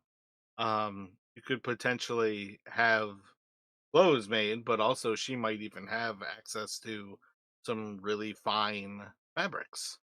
That's the type of thing that you could bring as a gift as well. One of the things I was thinking when you rolled that 19. But yeah, you guys have a lot of choices, but do you generally like sachets? You could go there and just buy some EHB level of fine clothing. Um, I don't even. It's been ages since I've even looked at it in the PHB what that is, but I feel like it's just a few gold pieces for fine clothing. 15. So yeah, I think Dalton will he'll go out and kind of splurge and spend on a new outfit. But yeah, maybe he would ask ask his mother if she could also, in addition to the bottle of wine, maybe also just if she could, sew or knit something quickly, to bring as an additional kind of offer.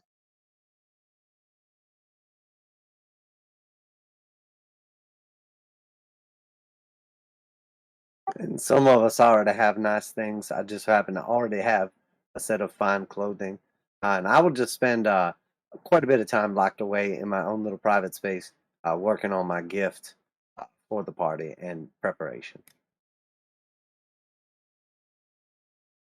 I think Martian would just go out and buy some fine clothes. Maybe like look for some kind of ornate mask to cover his snout if he can. Otherwise, just fine clothes. Um, let's see. I think there's a theater in Midtown that you could go to. But let me have you roll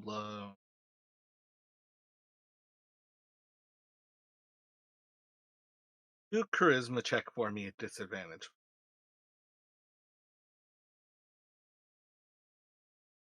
That is a 3.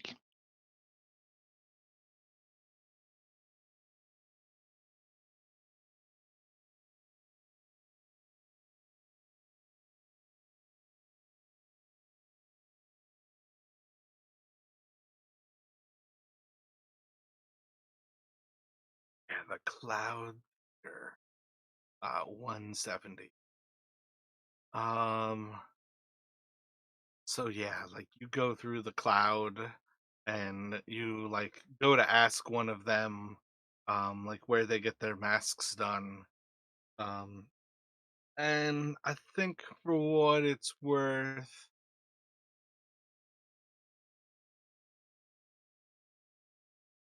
it's like it's over on the west side of Midtown here at 170. It's right off of Dragon Street, Townley. Actually, almost near where you head up into Old Town between the line of South District and Midtown is where the theater is.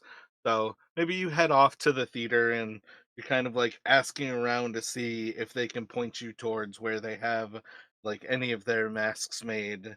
And you're just kind of like um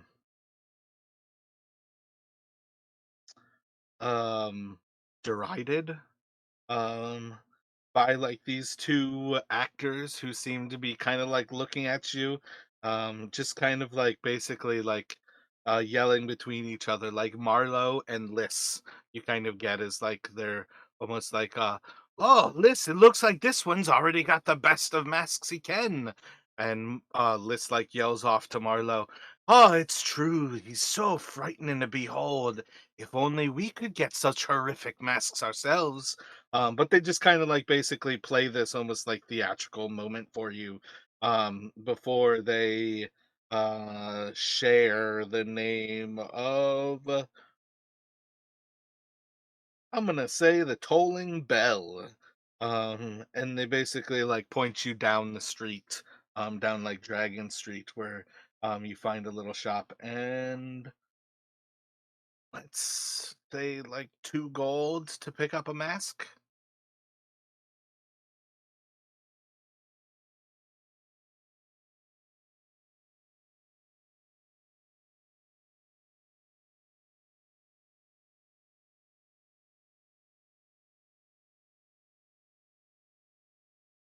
Roll a perception for me though.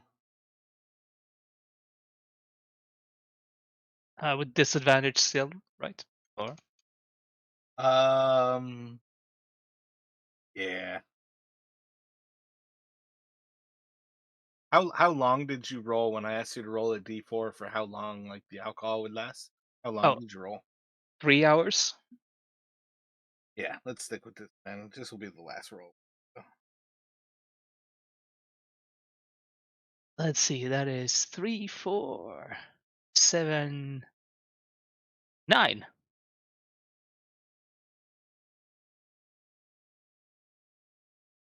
9 total?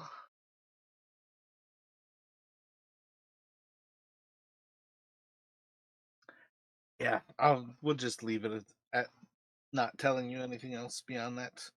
So you can pick up a mask for another few gold, for yourself. Um, any other thoughts, guys?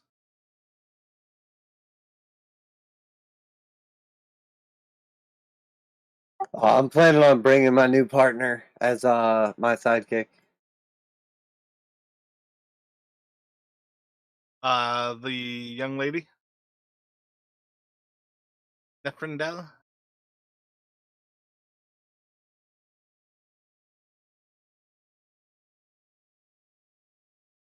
Is anyone else bringing a sidekick?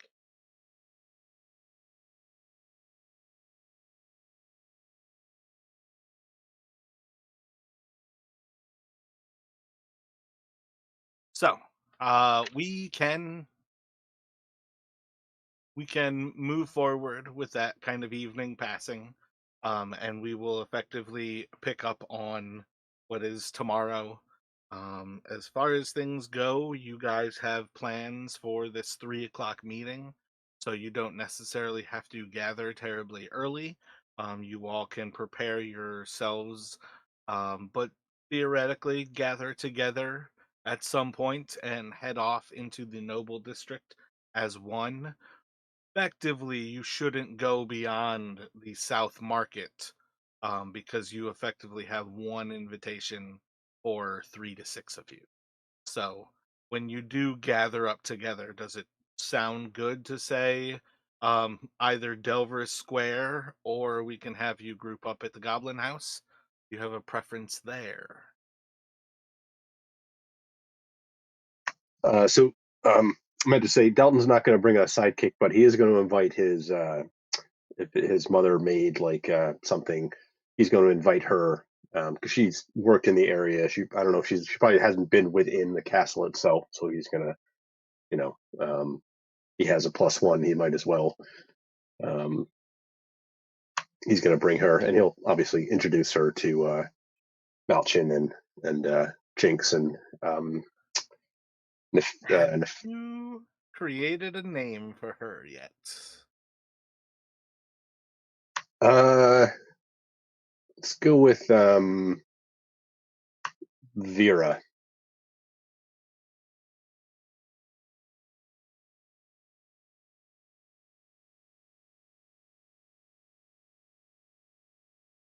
I can't remember Do if you I want actually came up with a name before or not, but do you want to give her a maiden name?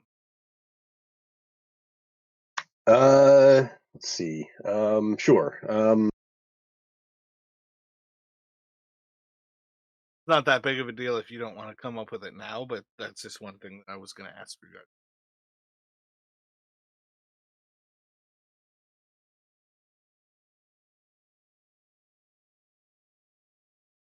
And does Malchin have a +1, or are you going solo?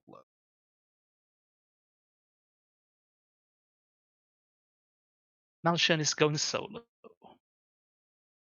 Gotcha. You will recall that the lizard folk, there were 2 males and a female. The female is named Tom. They don't know how you guys name each other, so they just made up the names Bill, Bob, and Tom. It's not how their names are said. I just wanted to bring that up in case you cared. I'm gonna say Vera's maiden name is Martin, Marten.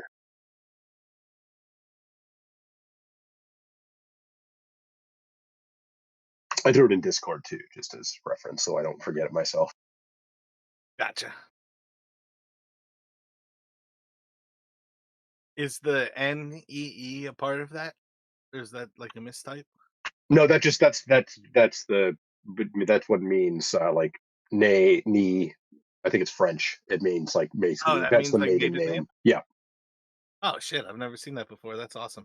I think it's got an accent on one of the e's, but I don't know how to put that in.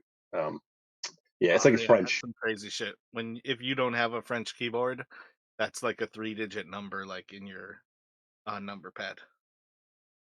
Yeah, there's some sort of like macro for it, but I don't know what it is. And yeah, but yeah, essentially just means like that's her maiden name is Martin.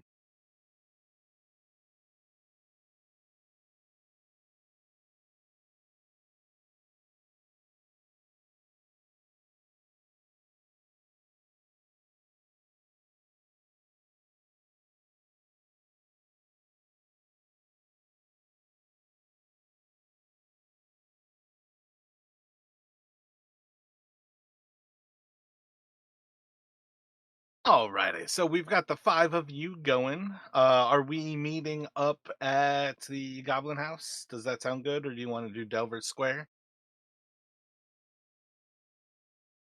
Dalton will suggest Delver Square, but he's not. Either one is fine with him.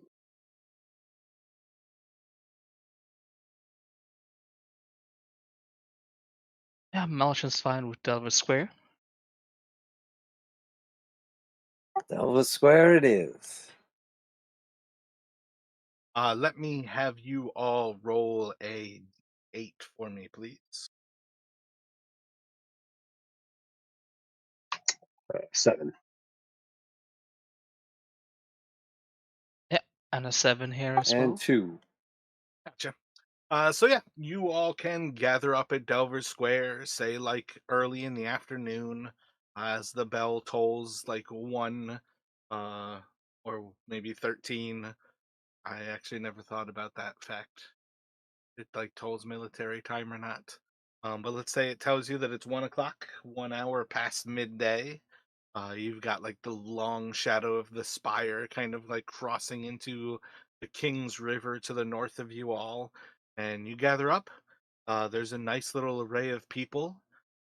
When you have everybody coming together, Nefrendel is going to be a little bit late. She'll probably be among the last of you to get there. At 20 on that roll, of course.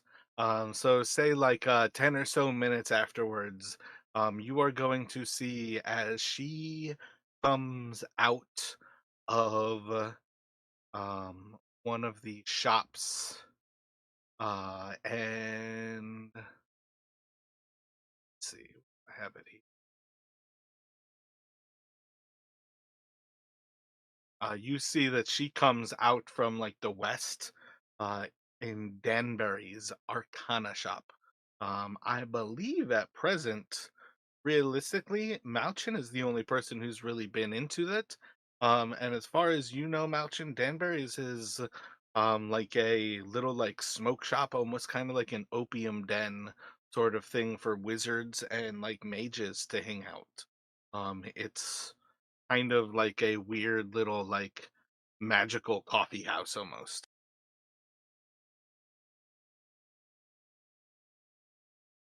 Oh, and that's wrong for my notes, but I'm gonna change my notes instead.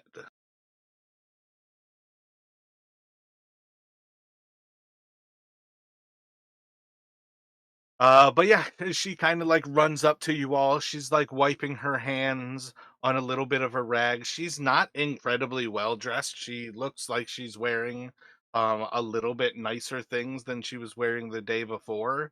But you can kind of see as she's like wiping her hands on a rag, like getting like a little bit of whatever it is on her hands off as she kind of like catches up to you. And she like looks over everybody else in their like fine clothing and she's, I might be a little underdressed. Sorry, I had to work this morning. I couldn't get out of it. It was too short notice. But I'm here and I'm ready to go.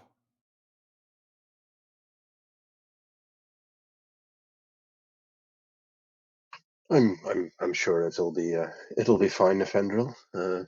But shall we? Now that we're all gathered.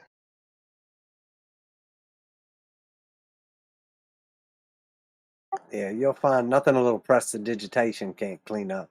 We'll get you sorted out on the way.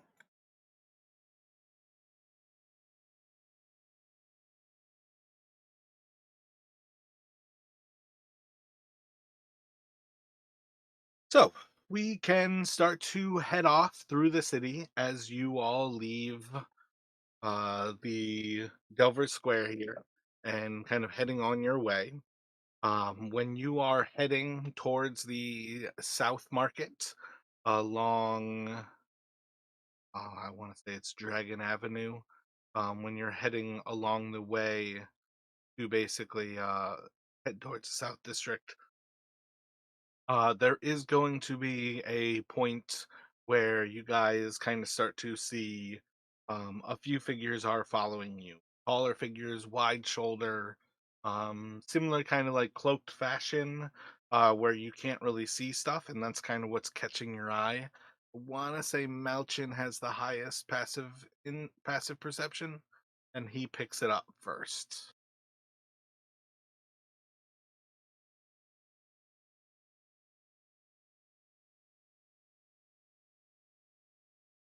Yeah, I don't think Martian would like. Hmm. There's tell the people, tell everyone sees. Oh,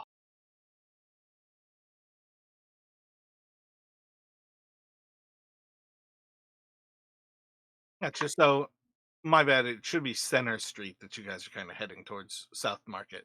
When Malchin brings up that you're kind of being tailed, larger, wide shoulder, cloaked figures. What sort of thoughts do you all have at first? So Dalton is going to say, "I, for one, I'm getting a little tired of being followed," and he'll glance towards his mother and probably Nefendra as well, and maybe suggest that they perhaps if you just wait here a moment, and he's going to kind of then looking to Jinx and Melch, and perhaps we should deal with this directly.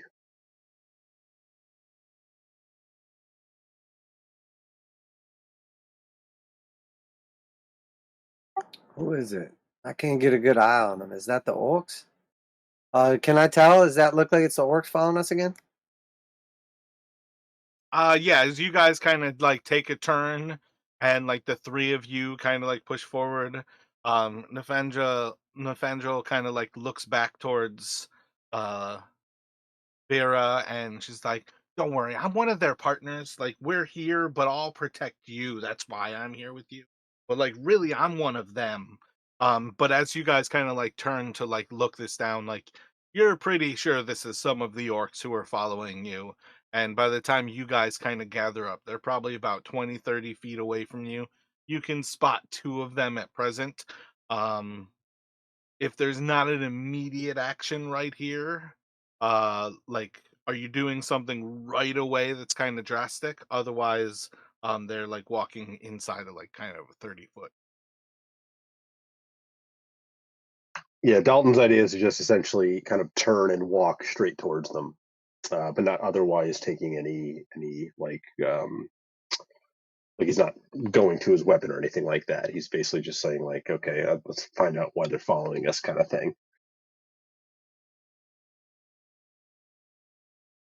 All right, unless Malchin or Jinx is doing something contrary to that, the closest of them is going to kind of like pushing back his hood as he approaches you. You will see a pretty similar kind of like grayish green, big tusks like coming from his bottom jaw that kind of like push up and Linux sends his greetings to you and wishes for your company.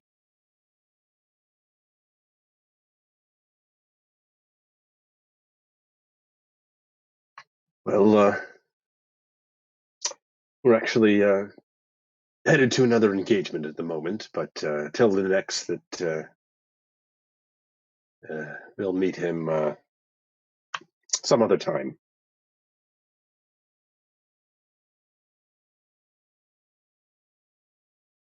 Afraid now is inconvenient. Let me have you roll a persuasion.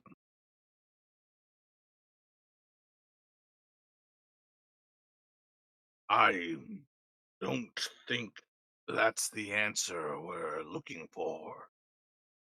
That could,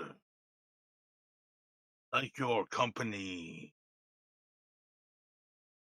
today, pressing matters, whatnot. I believe you've made a deal with him. And he like looks to, I think Jinx in particular on that one.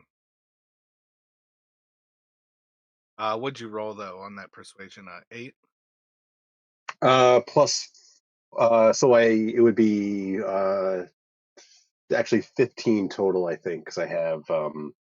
So expertise and plus the 4 charisma. still saying the same thing with a lot more kind of like questioning his reality kind of to it.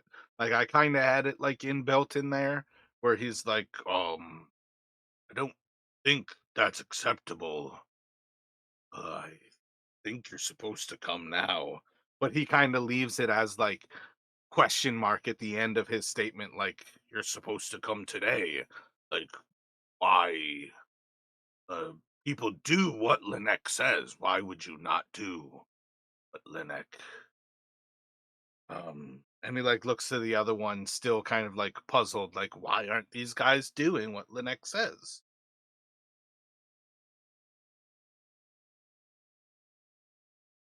Yeah, we did make a deal, and we'll definitely be able to swing down there. But obviously, and he'll like look down over himself, dressed all like in fine clothes. We have a previous engagement that we're headed to right now, and leaving is not an option because we're with guests. And he'll like point to the ladies, but we will come down there.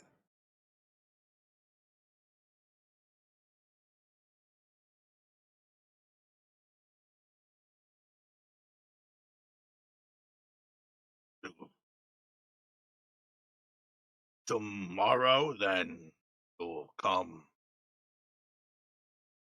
This, and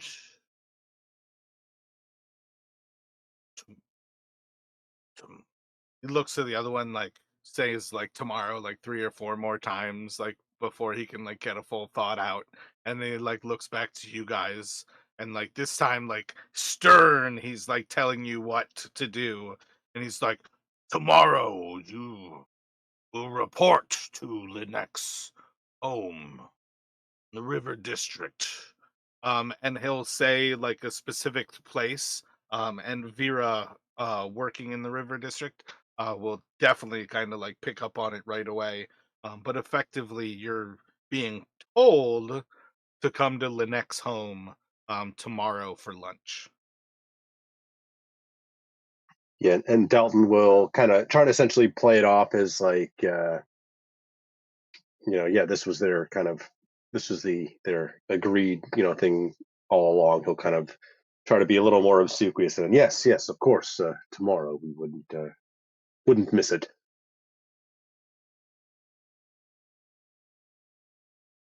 And Oh, and I'll just like reaffirm and say, yes, sir. Tomorrow, indeed, as ordered, or else. You can use that if you want. so Malchin, you're going to hear as they kind of like wander off, like the two of them are like kind of talking between them, and like you'll just hear like as he kind of like wanders off beyond hearing, like, all right, so we're gonna go and gamble the guilds district so nobody sees us, and then after, and he like holds out his hand, like there's a little bit of silence, and you hear 7 hours.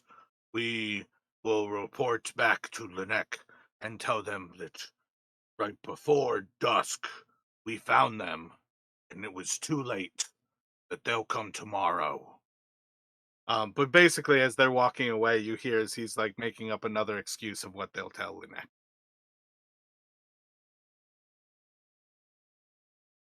And you guys can otherwise continue on your way towards the South Market and the entrance to Old Town.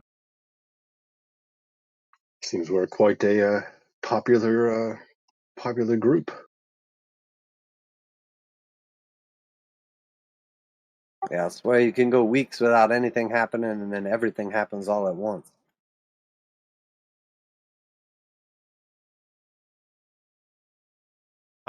So yeah, heading in through Center Street, you guys turn up the Emperor's Road, and like that's a straight kind of walk up into the guards that kind of keep the way into Old Town, where again that like little purple invitation to, well, shit, you guys can walk through with like um Delver's Guild uh identification, but the purple invitation will get you through into Old Town as well. You guys will walk past the Delvers Guild on the way to Dalengard, where theoretically this is the first time any of you would have any access to the noble district in the least bit. But let me have you roll a d12 as you're heading through now. 5. And a 10 from me. And 7. Ooh, a 19 and a 100 from me. I feel like something has to happen on a 100. It's horrible. Every single time I use this random encounter list from Tolis, I'm just more and more disappointed with it. Like, there's laborers and merchants carrying armfuls of goods and music filling the street. That's horrible. That's not a random encounter. That's nothing happening.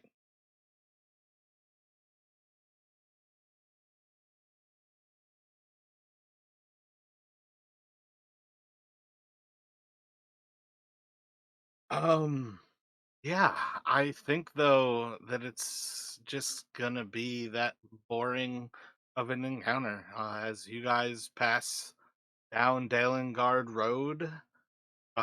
You're just kind of like passing a bunch of merchants who are in this kind of area. And when you guys get to the gates of Dalengard, there's a group of them who kind of get turned away, and you're kind of like turned away at first with them, as a lot of these merchants are dressed like just as nicely and just as finely as you yourselves are. But when that little invitation comes out, the guards kind of give you like a second look of recognition, and very quickly the gates are open to you, and you guys can pass into the actual fortification, where you are inside of the old Dalengard. This is the original city of Tolis. When it was first built, it was just this fortification, and sort of like the actual spire behind it didn't even. You guys don't necessarily know that. But this is like among the oldest structures of all of Tolis. Is effectively that fort at the center of Old Town. And then behind it, there is a slowly um, rising road that leads into the Noble District. And for many of you, the Noble District is the greenest place that you will ever see in this city. As you pass up through Dalengard into the Noble District, and you can see, I believe the Shard is to the south. It is 30. Oh wait, no, it is to the north. It is 6 on this map. But when you guys kind of head up here, most of these properties are kind of set on the slope of the spire, so they're often like higher up on their west end by like 50 or even 100 feet at times. Most of these are not strictly speaking like flat estates. They have like flattened areas of their lawns, but many of them are still very much on the slopes of this mountain. But as you enter, you very quickly kind of will come to the leveled ground. You are going to see constant patrols of commissars' men, not guards, but like essentially the elite guards of the city. And basically, you notice like here, there's probably 3 or 4 guards to every other person that you ever see in this place. There's a lot less traffic of anybody on foot. Most of the time, if you see somebody going somewhere here and it is not a guard of the city, you're going to see somebody who's pulled by wagon, or otherwise like essentially somebody who's being taken somewhere in luxury. But this is the Noble District, and it will very quickly split to the north and south, as you basically see like, what is it, the Jeweled Road, Found Street, and King's Road. So you guys will follow the King's Road to the north, towards the Shard.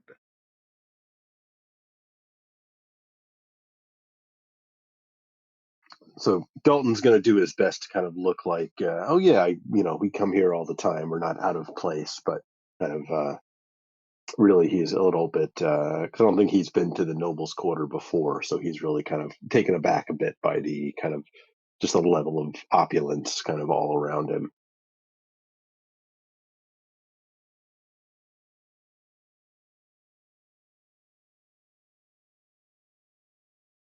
Yeah, like the wealth that would be regular for your mother to come across working for people in the Rivers district effectively comes to next to nothing compared to what many of these families effectively possess. The 12 noble families um, can possess most of these properties here, and most of them are the type of things where like they own, say, like any given one of them owns a solid 10 or so percent of like the river district. So it's one of those things where um you know like uh we never actually talked about what family that she might really work for, but theoretically she works for one of the noble families in the river district, and like they have estates in the nobles quarters in old town in the river district, and they probably own other places that like more distant family even uses in like the north, the south and midtown. Most of these people are effectively like the real estate owners of Tolis.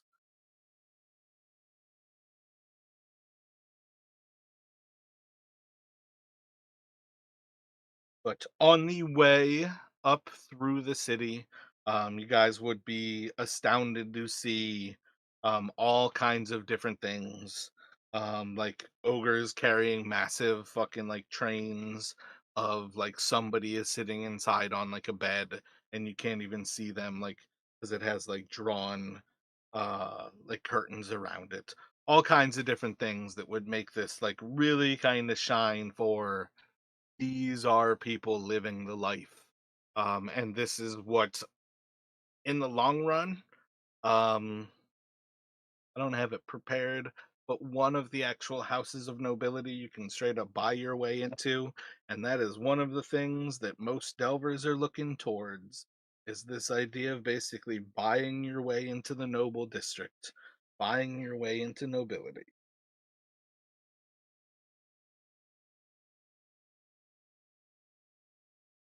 As you head closer and closer, you will eventually see that the actual building that the shard is constructed of has like a massive moat around it. And it is that incredibly huge, like purple moat. It is not any sort of liquid. This is some sort of like magical field that almost surrounds this castle.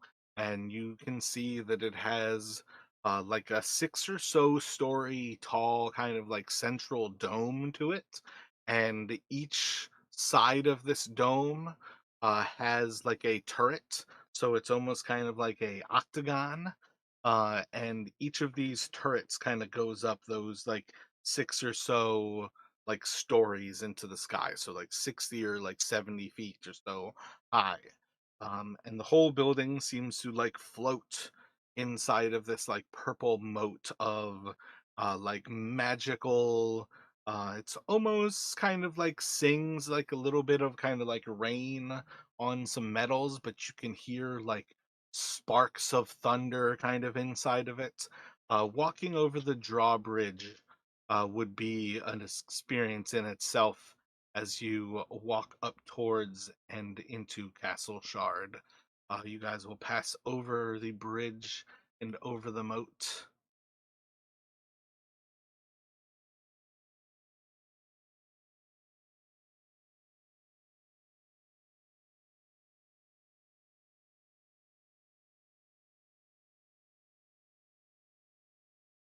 So there's not a huge reason to necessarily like do this without revealing like full areas. But I did want to like have it hidden so it wasn't just revealing everything. Um and this is not necessarily meant to be a battle map. but it is a mapped out location that I had access to, so I wanted to give it to you guys to see. But this is basically like the entry like moat of Castle Shard.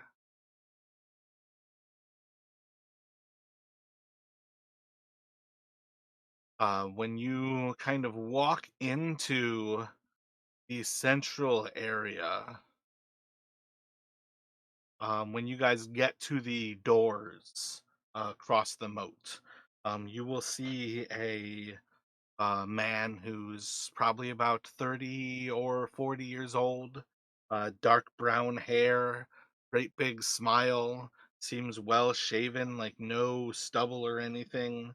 And he just seems to be waiting at the doorway for you. The doors are swung perfectly wide open. Like the actual moat was never like the gate was never lifted or anything, preventing anybody from crossing over. But as you all approach, like just getting into like a normal voice range, you are each going to be greeted one after another. If the marching order is Dalton, Vera, Jinx, Neferndel, and then Malchin, you're all welcomed in that order. Like, hello, Dalton and Lady Vera. It's a pleasure to have you. And Malchin, wonderful to. Or my bad, I still switched him up. Um, Malchin, wonderful to have you. And Jinx, excellent. And you did not forget the Lady Neferndel. It's a pleasure that all of you were able to arrive today and on time. Wonderful. I'm very sorry to say Mand has not yet arrived. But is there anything that I can get you while you all wait?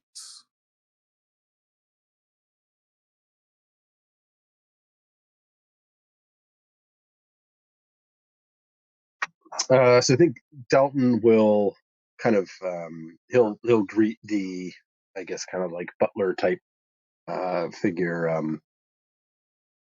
kind of with a warm greeting, and he will probably at this point maybe bring out the bottle of wine and the let's say like scarf or something like that his mother knit, and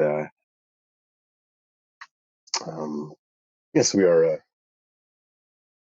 glad to be here, of course, and look forward to meeting the Lord and Lady. We brought a few small gifts to show our appreciation, and he'll kind of offer the the bottle of wine and the scarf, and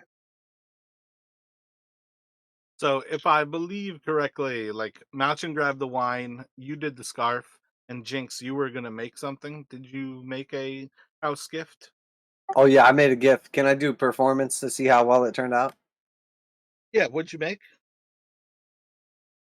I just like didn't have any money, so I just took some of my like basic stuff I had. So I just took like a piece of cloth and kind of like wrapped it up, and it's basically just a I'm like fully re-gifting stuff. It's the holy water with like a dagger, and there's like a little note with like some poorly dripped like candle wax on it, and it's supposed to be like a homemade undead like vampire hunting kit.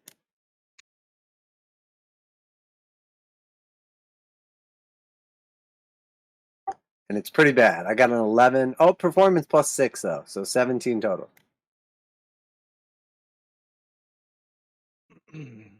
Wonderful. And so, uh, was it like you said a scarf? So yeah, I think a beautiful gift for the lady, Real I see, and some wine for you all to share. And most intriguing vampire huntings. That indeed your research has gone well, I see. Well, if you all would care to follow me, I will take you into the meeting room and we can prepare you for the arrival of man shortly.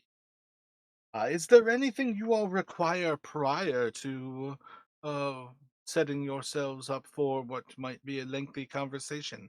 Is anybody hungry? Do you care for a bite to eat? Anything non alcoholic to drink? This is a fine vintage.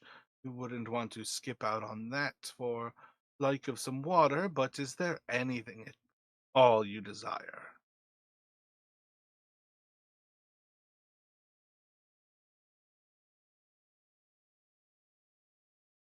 I can't think of anything in particular. Got plenty of tobacco. We've got the wine.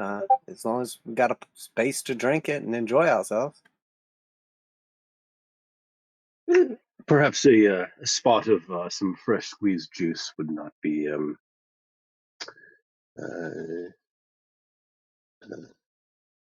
it would be Does welcome. Dalton have a favorite kind of juice? Um, I imagine that he probably doesn't get fresh squeezed juice that often, so he probably wouldn't know enough to What request kind a of particular juice? kind. What kind of juice has Dalton ever tasted? Uh, Maybe something like orange juice or something like that.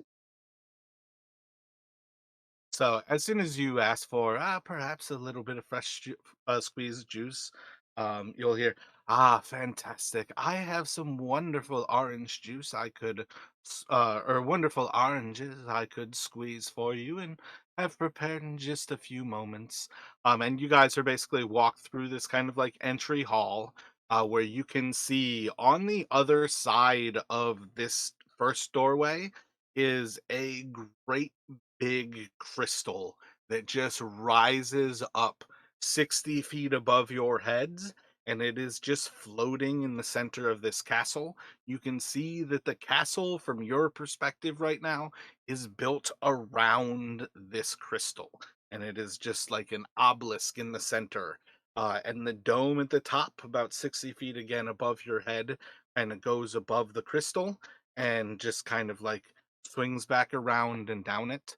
You guys will walk into the room kind of immediately adjacent to it. Um I feel like my map is missing doors because I don't think you're ever supposed to be inside of the room where you could say touch the crystal. But I think basically you kind of like walk into, say, that light blue section, and you're still isolated from the crystal in the center. But like you kind of like walk around the outside, head through like one of these doors, head back out into that outside area. And then you will walk around. You'll see there are a few doors to be kind of like gone through around you in some different directions, but effectively you see like just a little bit of this entry area before you're walked into this room that's they're labeled 7. And you will see walking towards it, there's going to be a young lady who is just kind of like sat lotus style, floating about 4 feet in the air, as she is meditating. And when the figure who is greeting you basically like walks up near and sees her for the first time, he's going to say, "Ah, and here is the Lady Rill, lady of the castle Shard." And when he says that, you're just going to see as the figure splits into two. You're going to see as one of these figures is simply meditating, floating in the air. And another figure is going to kind of stand up and start to walk towards you all as you see Lady Rill basically um, step into kind of like two possible realities almost. And she'll walk towards you all, and with like a curt little bow, she'll, "Welcome to Castle Shard. I'm busy at present, but it is a pleasure to have you all arrive." And she kind of like looks at you with like a moment of hesitation.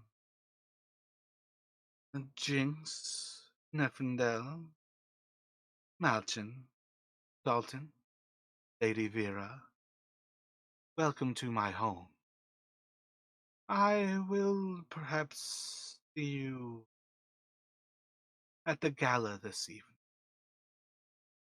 And just as quickly as she like comes over to you, that image is just going to disappear. And the figure who's kind of like escorting you through But she is quite busy. But Lady Rill will perhaps see you afterwards. And he'll kind of like point towards the door that enters into the meeting.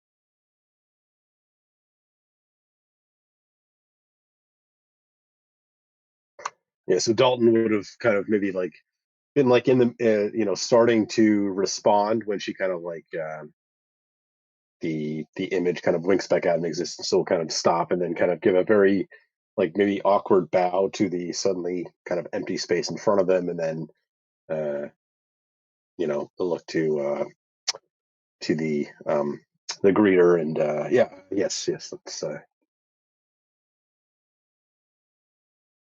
Yeah, no roll to it. You get a solid sense that like she didn't even like none of that had anything to do with what you were going to do. That's like how she was going to greet you. And she was like on her way, like too busy. But yeah, you guys get to like the door and you kind of walk through this entry area. And you're going to see a dark-haired guy who's kind of like sat down at this long table.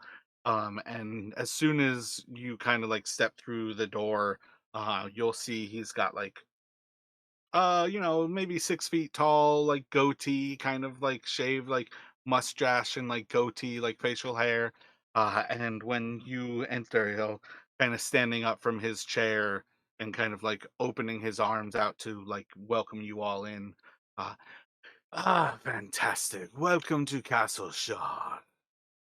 My name is Lord Xavier, and it is a pleasure to welcome you all. Mand is running late at present, but Cadmus will take care of any of your desires while we wait for him to arrive. Is there anything else that Cadmus can get you? And you'll see that Cadmus already has fresh squeezed orange juice and is pouring you guys like juice and basically whatever you've asked him for. Actually, if you don't mind, I didn't realize how light I was on tobacco. If you've got something decent to roll. Is there a particular my bad, I shouldn't even ask. Do you have a particular region that you like your tobacco to come from? Uh, Jinx has never left the city, so probably everything he tried was either local or from somebody. So he'll just like name Have off you some. Oh, go ahead. So let's say that you've heard of like somebody like who's like at a gambling table, like talk about his cigar of like this is a rolled Cuban that I spent $700 on, and just lighting it costs more than you make in a week. Um, Basically, when like Cadmus kind of looks to you as you ask for tobacco, he'll kind of be like, well, I do believe I have some tobacco the Eastern uh from the Eastern Empire. I believe some of the shield bearer dwarves have brought it into the city. But most certainly I definitely have some tobacco for you. And Xavier kind of like looks over to him and he's like, well, Cadmus, don't dally on, bring him the tobacco. And by the time he finishes saying that, Cadmus is going to hand you a roll of tobacco. Smells absolutely fantastic, incredibly aromatic, and it's definitely the finest tobacco you've ever laid hands on.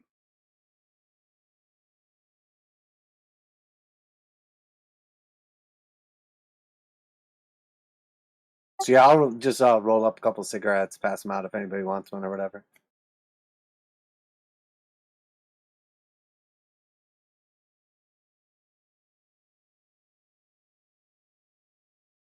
well when in the shard, and Dalton will accept one from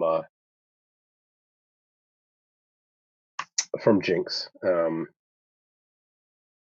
He's getting he's a little he's definitely getting the sense that like these people know everything about them already, like you know um orange juice and this particular type of tobacco. um but yeah, he will He'll take one from Jinx.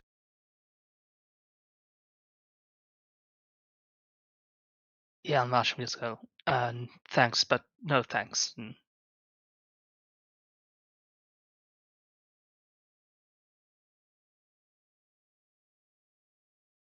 So, among other things that you guys are offered, like you're basically besides like what you actually asked for here, there's really nice kind of like trays of like finger food, like honeyed biscuits. There's different wines that are set out. When you guys actually give Zavir the wine that you have, he will immediately kind of like open it and decant it to kind of like set it out to breathe, and he'll be quite like enthusiastic when he tastes it, to share like effectively that same idea, like where you'll have like he's being a great host, just as much as you all are being great guests, bringing like a house gift here. But eventually you guys get yourselves situated, and you will have Lord Zavir kind of like looking to you all. um, well, I don't mean to press things as we wait for Mand. It's not normal for him to arrive late. Um, but perhaps, and Mand will arrive effectively right as he's basically talking about it's time to get things started. And he'll be like, ah, excellent, of course. And he'll welcome Mand. Mand will come in and join you all as you all kind of sit down here. And over the next few minutes, it's gonna be kind of like one of those weird little conversations where Mand and Zavir kind of share, kind of telling you all a story. Where one starts and the other finishes, one starts and the other finishes, like back and forth like that. Um, but effectively, pretty quickly, you're going to hear, you first caught my attention as you all came in contact with one uh, criminal, and, well, you saved a girl, and man kind of picks up a Fawn Quartermain. You encountered and seemed to, with your group, track down a Torden Cran. The Cran family is a group we've been tracking for some time. Criminals and ne'er-do-wells. Uh, we've our own interest in. They're not terribly healthy for the city, and it has been in our interest to see them gone. I believe your attention brought to Tord and Cran was enough that, well, a deal had gone awry and it cost him his life. And that was the first thing that you did that got my attention and Castle Shard's thanks. Ooh, and then, of course, you continued to protect Fawn, which showed us that your appreciation for the city goes above and beyond simply the needs of a moment. You were interested in more than just what was there. It was a greater look of appreciation for the city as a whole. As Lord Ash would say, you could see the full story that was approaching, and you did not hesitate when things looked ill for you. But over the next hour or so, they're going to basically offer, um, Lord Zavir wants you to find out what Cran is up to. And he's willing to pay you a stipend of 100 gold a week to effectively work for Cran. And among what he's going to tell you is that Cran has run into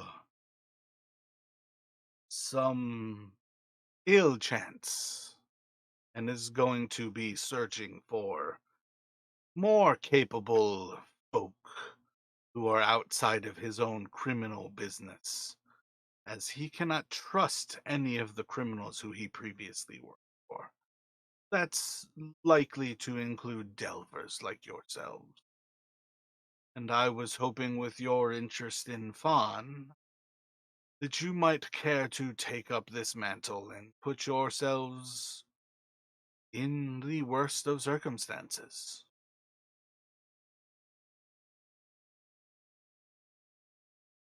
So my bad. I tried to shorten that just because I want to get more done in the time that we have left.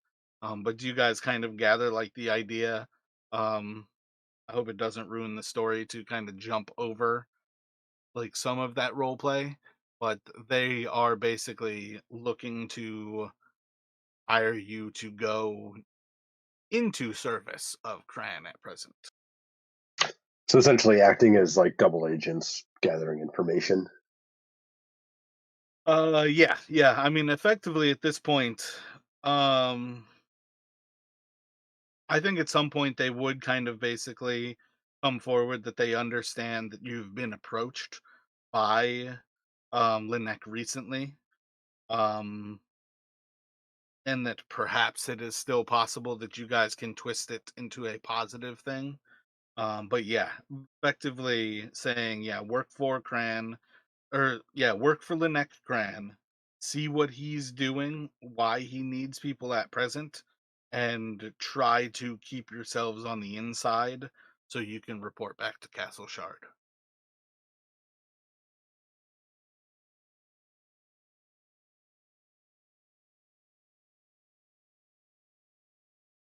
And are we getting the impression that they're gonna like uproot Cran?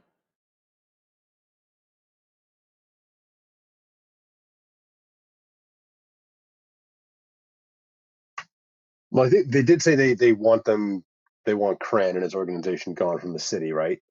Like they were pretty.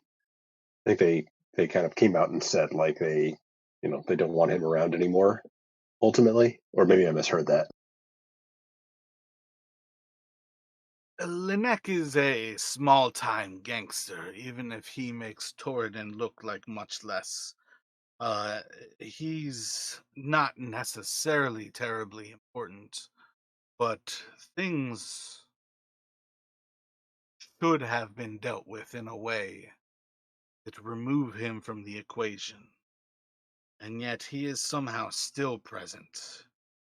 I wonder if there is another shadowy figure, perhaps, even beyond Linek. I So yeah, on some level, he's looking for you to uproot Fran. But among the things, it's kind of like a recognition, like criminals. Usually, you don't just get rid of them. There's usually somebody to replace one criminal for another. Um, but he's still interested in learning more about what Linek is in.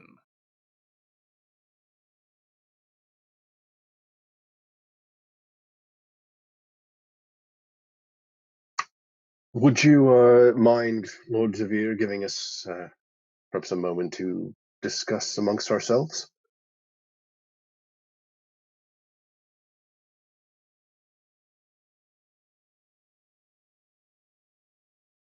You are welcome to any amount of time that you would require.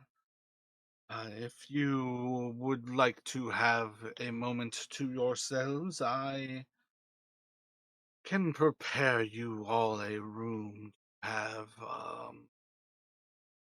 And he'll just say, Cadmus, will you prepare the northeast study and allow them some time to care for one another there? And he'll basically kind of like nod and we'll walk you all over,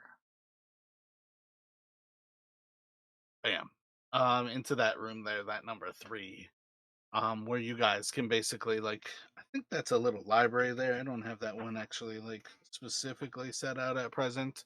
But you guys can have like, it's like a 30 by 30 room, to have a few moments to yourselves. When Cadmus gets you to the room, it's already kind of set out for you. There's already 5 chairs inside of it. There's a small table that 5 people could sit at, and he'll just kind of like look back to you before shutting the door. If there's anything at all that you require, you may simply open the door, call for me, and I'll be able to arrive. Whatever you might need, again, just simply ask for Cadmus, and he'll shut the door behind him. Yeah, Dalton would kind of nod in response and much obliged, Cadmus, and then kind of wait for the door to close and then turn to the others, to mostly to Jinx and Malchin, and 100 gold a week. I said we take it.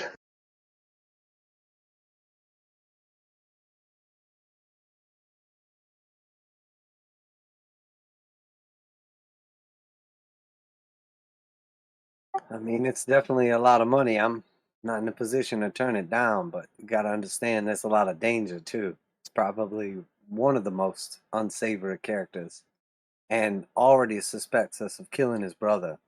So, at the bare minimum, I'd like to at least find out a little information as to what their involvement was with his brother's death. Zera or Vera is going to kind of like pipe in. Linek Kran is a pretty dirty criminal. He's trades in shrivel, a really horrific drug. Um, he's owns a good bit of property in the River District, but I believe it's safe to say he destroys many lives throughout the city.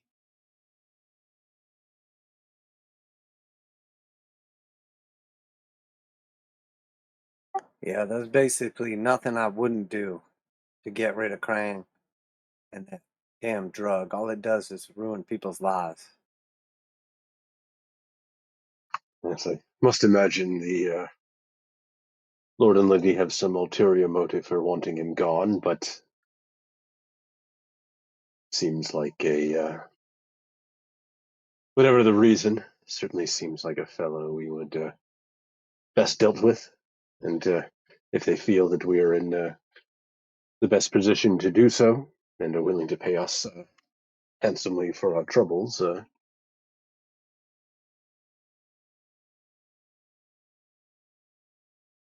Yeah, 100 gold a week is very hard to refuse,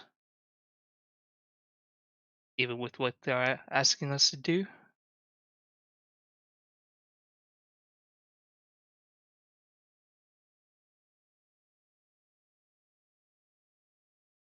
so it sounds as if we are in agreement then.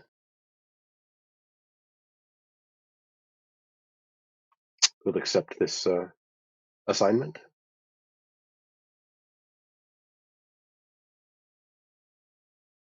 And like, what's like Nefertiti thinking of all this?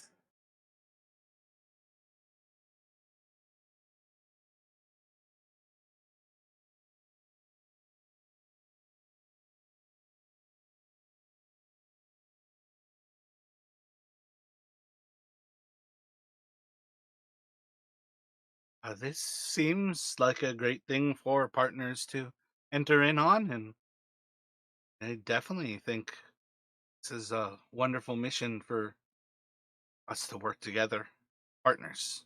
And she puts in a hand to the center. You know this is gonna be dangerous, and some of us are gonna die.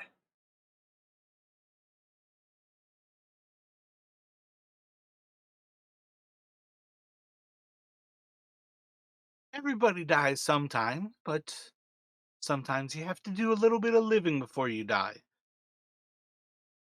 I didn't tell you my full name, but my father's a Cartier. I'm from a long line of Cartiers. I intend to change my last name. I intend to change my fate. I'm not gonna die making carts.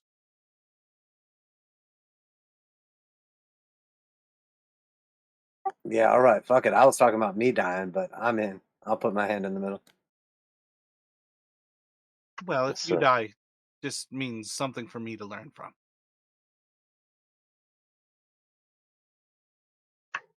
Well said, Nefendril, and Dalton will put his hand in the center as well.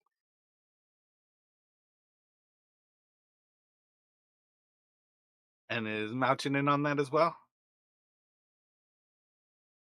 Yeah. He has put his hand in, still shuckling a bit from what was said before. So yeah, when you guys get all your hands in there, Nephrindel's gonna say, to profitable partnerships.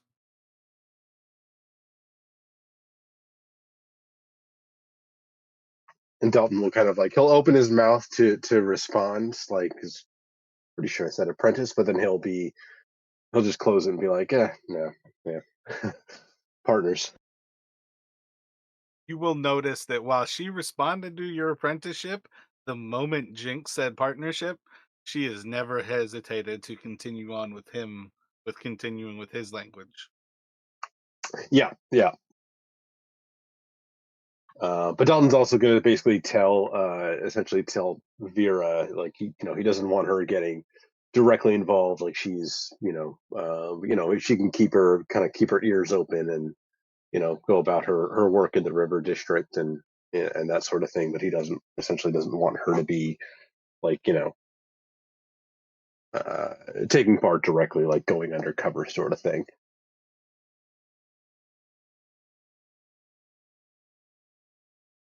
That was specifically towards Vera. Yes, towards Vera specifically. Yeah.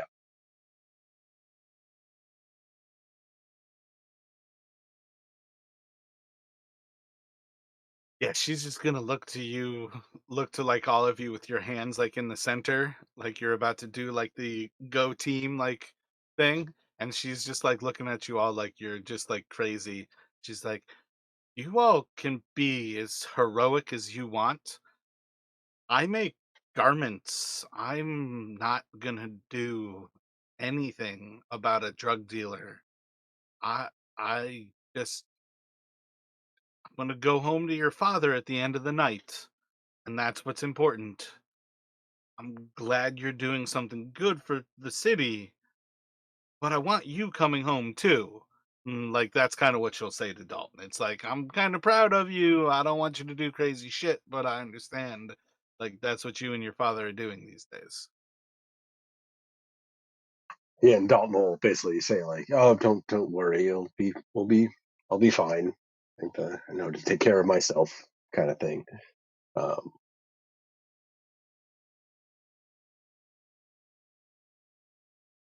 So when you guys kind of return to the meeting hall, you'll see Severe and Mand are still inside of the hall. However long's kind of gone by, whether it's 15 minutes or an hour, they're still kind of kicking it in there. You guys can return when you kind of like accept the deal as it is, like for four of you to work together. Your mom basically will be kind of upfront in like she's not a part of this. In the same way as completely opposite, when like the three of you were talking about accepting the deal, Neferndel 100% pushes herself into it and makes sure that they recognize that she is indeed a part of it, and basically will negotiate for it to be like 400 gold. 100 gold apiece is what you guys will charge go into the service. And then can I try to do some kind of like convincing of them to reveal as much as possible about the death of the orc's brother? What are you trying to do? What are you thinking? I just want to like feel them out, directly ask them like, did they have any involvement in it? Do they know what happened? Just trying to get any information possible.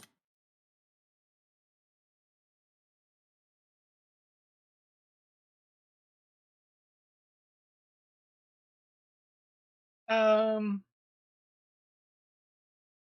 yeah, like how are you gonna ask that? And are you looking for like an insight to see how he responds?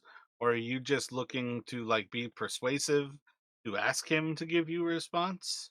Yeah, I think persuasive for them to like tell me what they know. So I would essentially just talk about the situation and say like, look, we get it. You guys picked us to go like infiltrate over here because we're from the area and everything, but we know something happened to his brother. We know he died, so it's hard for me to believe that we're your first attempt at this. And maybe you already took out his brother and then those people got exposed. So, we Well, need to know what you know. I rolled low, so he's not going to really have much information, anyways. So I don't really necessarily think it matters how high you roll here. When you go do questions of ear, kind of on that front, I don't mean to cloud the situation. I am known enough in the city that my actions carry weight, and there's more politics to dealing with one person than there are to other people. As far as I know, Torridon Cran separated from his brother's business, tried to go off on his own. As far as I know, Torridon Cran screwed up his job and he got killed to close off loose ends. Whoever is after your friend Fawn Quartermain killed Torridon to cover it up, and she's still in danger. He is not the end of that threat. I don't mean to hide that from you, but the needs of the city, and I mean this in the least offensive way possible, needs of the city are greater than your one friend's life. Your services can greater serve many than a single mother.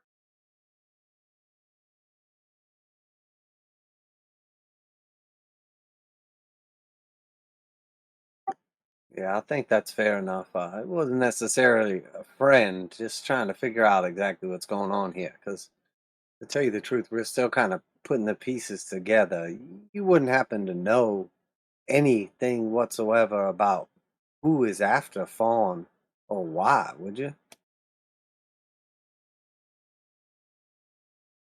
Fully knowing, obviously, that we know about the pregnancy and all that stuff.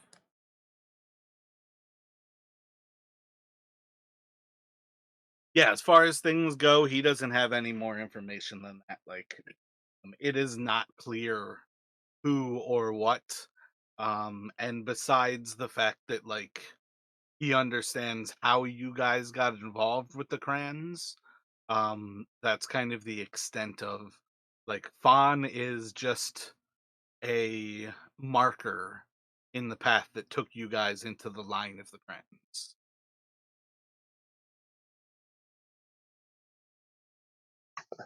Now, Lord Zavir, just to be clear, what is the extent of our um, operation to be? Should we suppose we learn some information that may be detrimental to Lanek? Um, are we authorized to act on that information yourself, or is this simply a ourselves, or is this simply a reconnaissance sort of assignment? I must ask you to act on your best judgment. You are more valuable to me within Linux service. If you break that, much of the value ends, and it will end the value that you hold. Um, but if it is for a good enough reason, I would say do it. But I would remind you that the neck kills many people with his actions. To save one life To oust yourselves, be foolish. The city must be greater than the one. Please make your judgments skillfully, but I also understand who you are. This is part of why. And as he finishes like part of why, you'll have Mand kind of finishing off in that same way. It's part of why I've been following you for so long.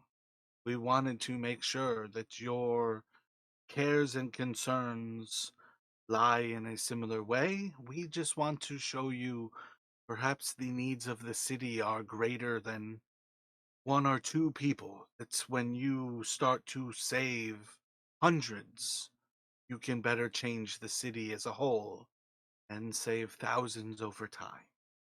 And the city in a greater span of time.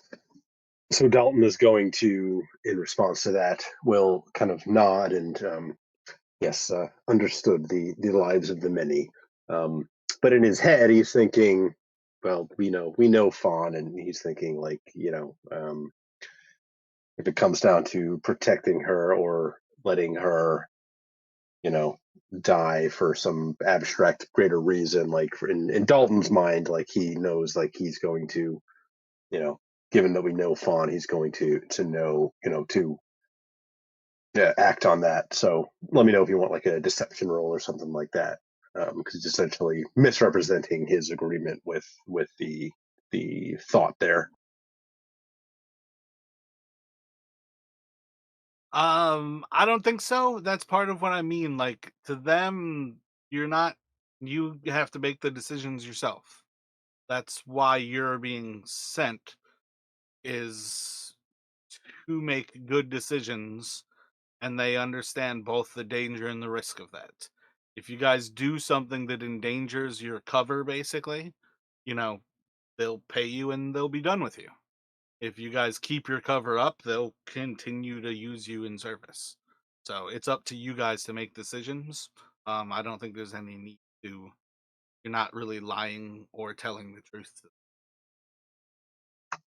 Gotcha. Okay, just wanted to check.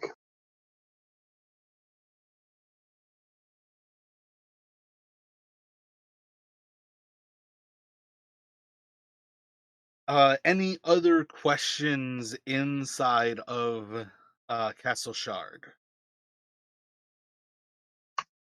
Now, should we, as part of our cover, as part of maintaining our cover, need to undertake certain, let's call them unsavory acts? Um, should we be discovered, what level, if any, sort of support might we expect from yourself? And he'll direct that towards Lord Severe. Essentially, like, going undercover. Like, if as part of maintaining that cover, if we have to do something bad, like, and it kind of comes back on us, like, is this sort of like, the whole Mission Impossible, like it'll be disavowed, or can we expect some sort of behind the scenes kind of support? Is essentially what he's trying to get at with that question.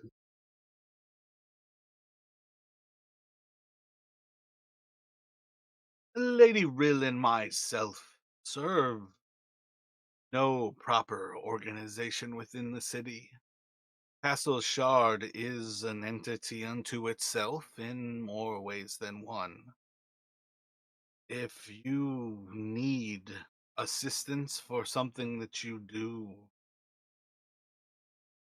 I don't believe you should count on us for anything. There's very little that we are capable of enacting. I think consider yourselves self sufficient entities, acting on your own within the city, and make wise decisions as you do today and any day therefore. Or, um, like any day there, but like before now, basically. Yep. Gotcha. So yeah, Dalton will nod and understood. I'm glad to have that known at the outset. But that will be all the questions that Dalton has at this time.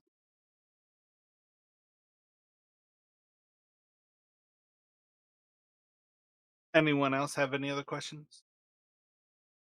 If you guys don't have any like pre-gala thoughts while you have like Xavier's attention, I was just gonna kind of like brush over that and move on. So, have you thought of any other questions before kind of moving forward? I guess just working out like how we'll be paid because presumably this is like a secret mission, so we're not going to be showing up at the nobles' quarter at Castle Shard every week to collect our pay. So is there like a drop point or something, or like if we need to get them information, like kind of logistical sort of questions like that? Mandel kind of like look to you, and I don't think you have to worry about it as so much as that, but perhaps your care is wisdom. But between Lord Xavier and myself, I believe we can make payments to you with ease. There's a certain need for you to report anything that you are finding, and that is just as good as any other time for you to collect any amount of gold. Uh, we are perhaps thinking the gold is the least important aspect of this. Of course. And Dalton's kind of lying through his teeth at that point because definitely part of the reason he accepted the job was the 100 gold a week. But otherwise, yeah, he's good with he trusts they can figure out a way to get it done.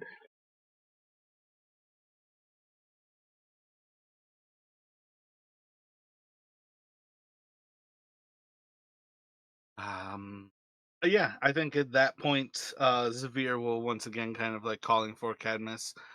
Cadmus, it's, I believe, time that we should all be preparing for the gala. Make sure our guests are all prepared if there's anything at all that they might require, that they have that as well. And then, I will see you all shortly in the ballroom. And he'll kind of like say his goodbye, and will take leave himself. And I'd say for what it's worth, you guys, I probably could have just chosen an area that had 2 rooms for you. But let's say they give you access to another room. I think this is off of a library, but basically you guys can have access to another room. So both the women and the gentlemen can get ready for the gala.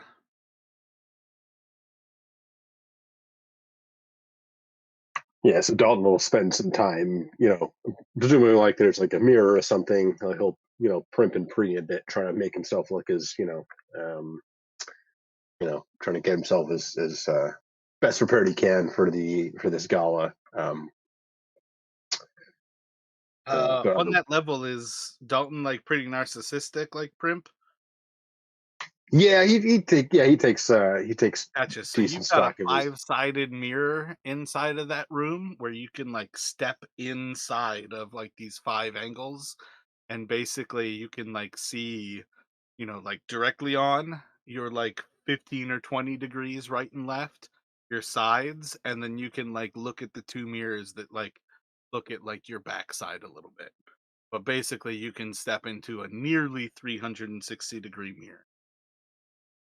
Gotcha. Yeah. So Dalton will spend a good amount of time kind of looking at him, checking himself out from every angle and like kind of, adjusting things and yeah, trying to make himself look, as good as he can before this gala.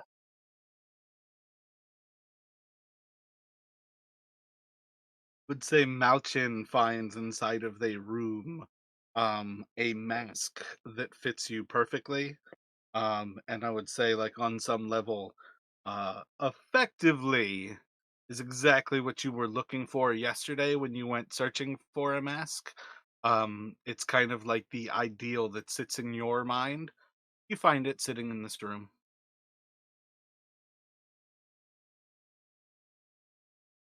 Yeah, I'm not even gonna be surprised by that. Let's take it.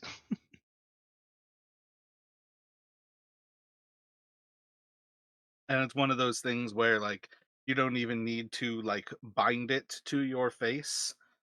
It is so perfectly made for you that you, like, set it on your face and it just kind of sits there of its own nature. With that, I would probably be a little bit freaked out just because that's very specific.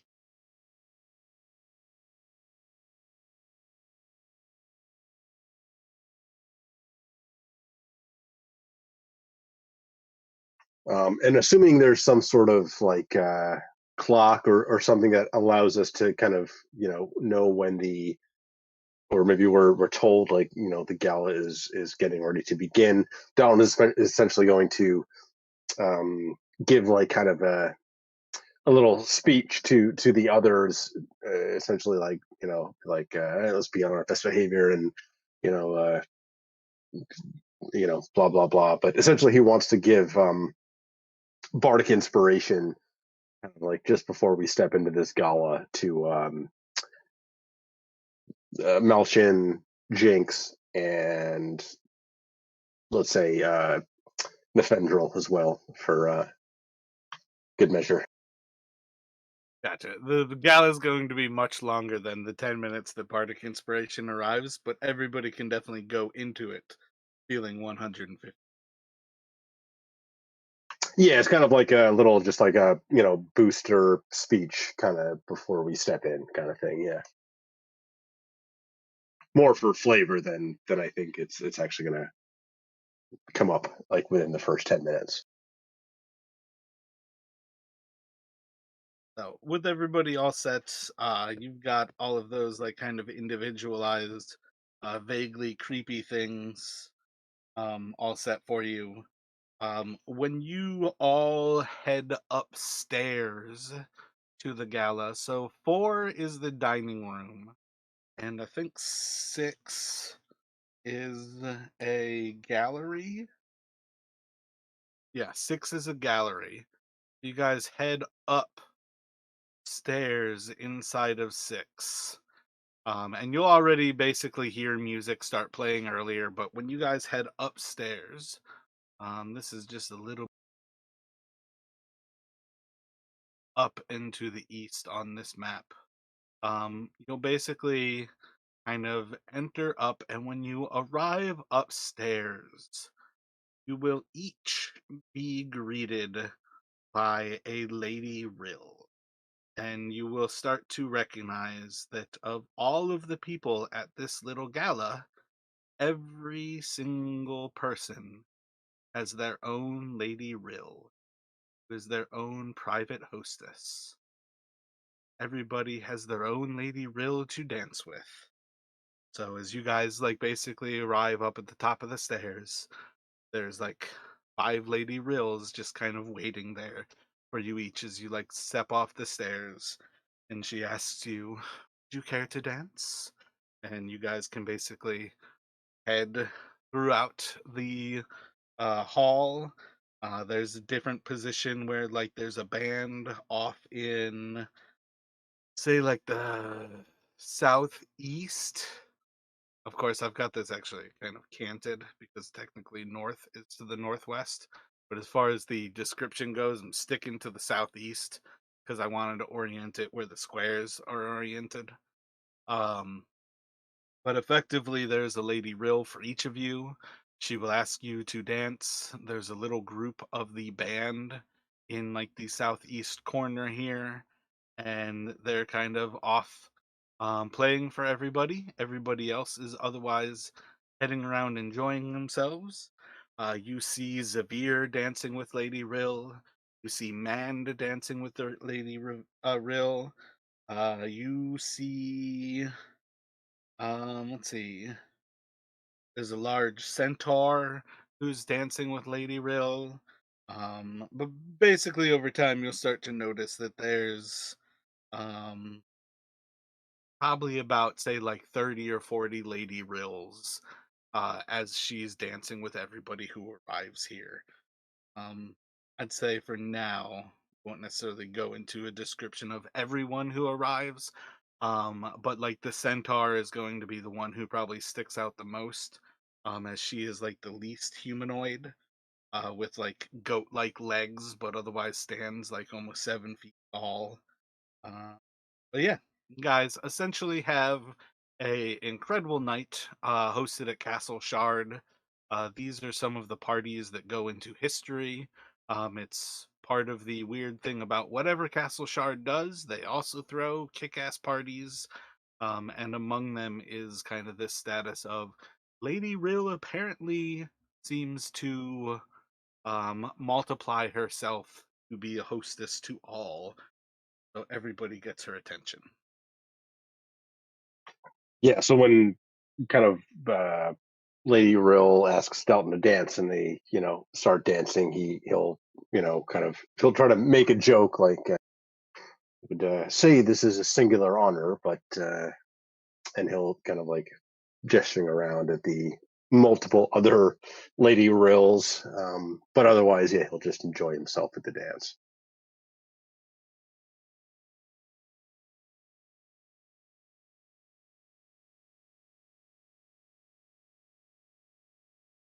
Um, let's see. I think the only thing that I want you guys to roll for before you head here is I just want to see a charisma check from all. I'm back whenever. Can you roll a charisma check for me?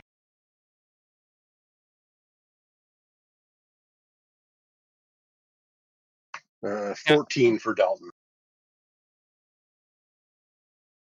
Can you use? 7. Sorry? Actually, I should use my inspiration on that, given all the time he spent primping and preening. But 14. And what did you get with Mountain? Yeah, I was just gonna ask. Can you use the inspiration, bardic inspiration, for this? Yeah, if you guys want, I'll effectively say you guys this can be like as you guys enter. So you could all, if you would like, add a d6 to that.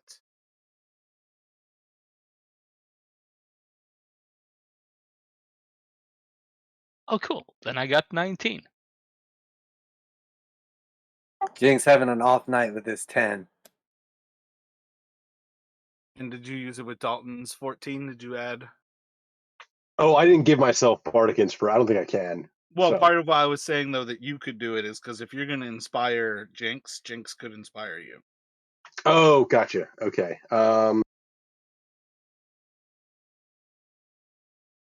So that brings it up to a 20.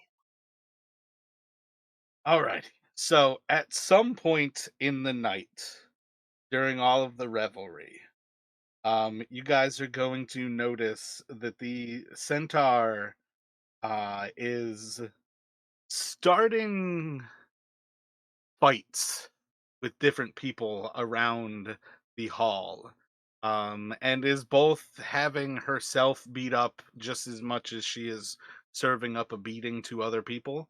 But there are different times where you are going to start to notice this is just as sexual as it is like a physical battle. And at some point, she is going to start a fight with both Malchin as well as Dalton. So if you guys were to fade to black, among things is she is basically going to take as many people as kind of join into effectively an orgy in room 15 because Narasha is a party girl and that's what she does. So it's more or less a fade to black, but if you guys see your night is going especially rowdy, the party continues on in Narasha's room in room 15. Yeah, I think Dalton would be given. Yeah, he'll take her up on that offer.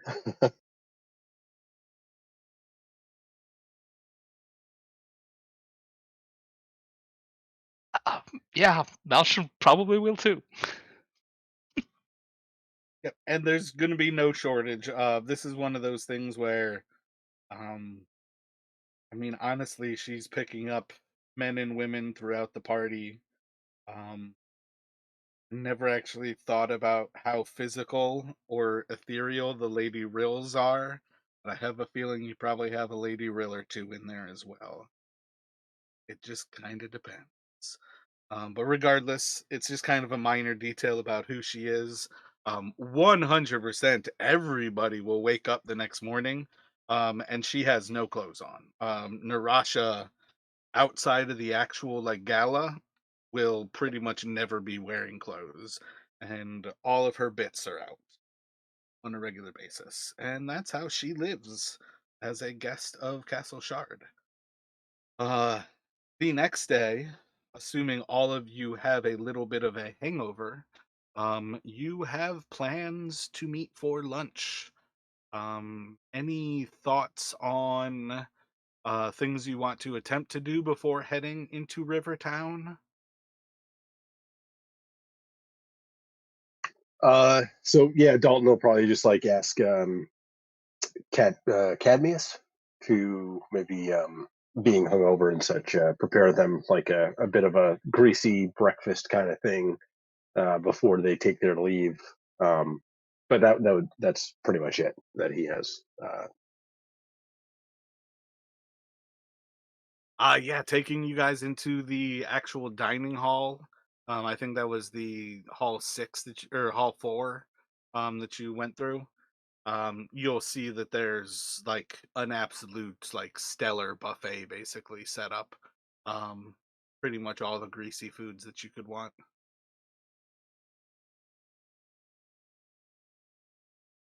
Yep. So Dalton will definitely spend some time kind of gorging on that. Otherwise, he's ready to go to our meeting.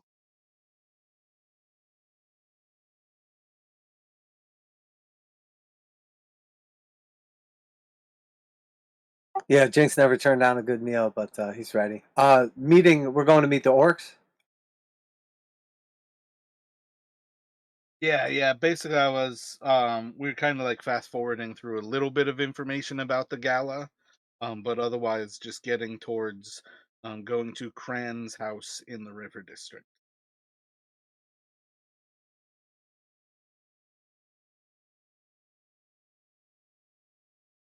And at some point, probably like while we're eating breakfast, Dalton will meet Malchin's eyes and just kind of like maybe like agree, like let's never talk about that. What happened with Narosha?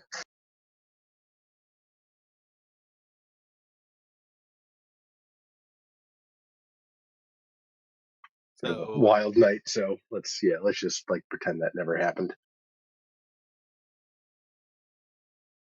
Very much what happens in the shard stays in the shard.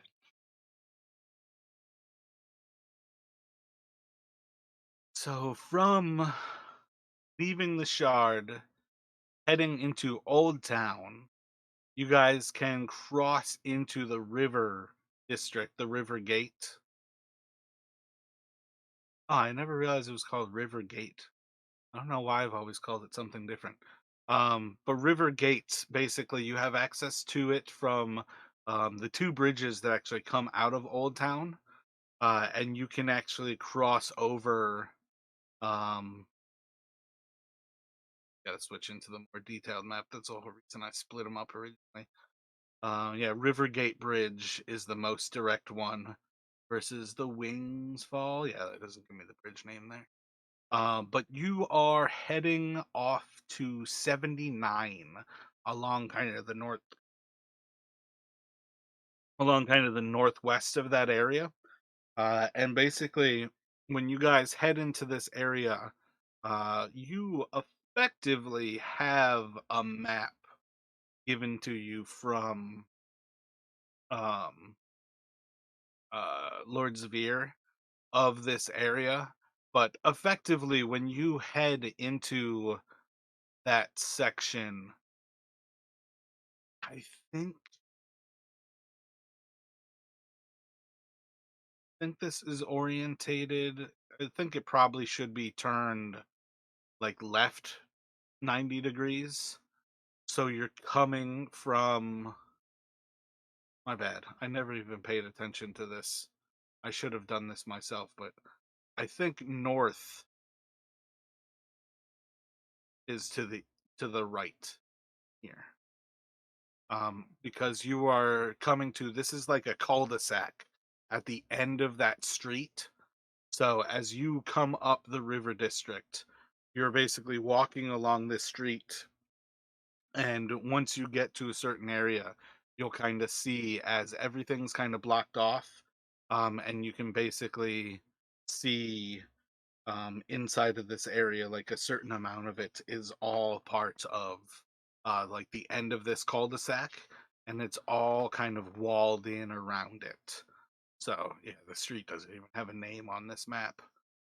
But effectively you are walking into like the Neck Cran's like home, and in particular, like he's got guards and friends and family who live all around him. So as you head up and into the area, you guys are aware that you're walking into this area that he owns all of. That's part of why I say like you've got the map ahead of time. You're not walking into something that you don't specifically, but you are all going there with kind of this understanding that it's your job to head here, and basically see like one, Corrigan Cran is already, or Lynette Cran is already searching for you. He already was calling for you to come here, but now you also have kind of this ulterior motive, that's kind of in the back of your head here. So when you all head into the area, do you have thoughts about how you approach uh, the Neck Cran and effectively the Cran compound?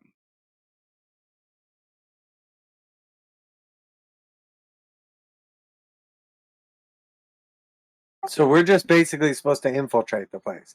We don't have like a specific objective.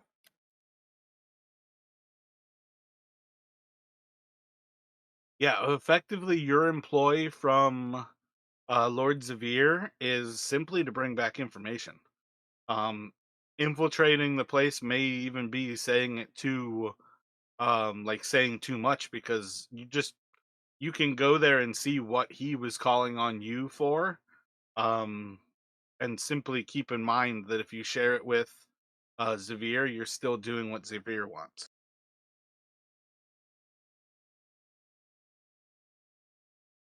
I'm gonna tell you guys the truth. I have a bit of an ulterior motive here. I I hate these damn drugs. I've lost so many friends and family, and I want to take down Krang. We got to stop what he's doing, enslaving these people, ruining their lives. So, if things should ever go sour, you just put it on me. Say that I betrayed you.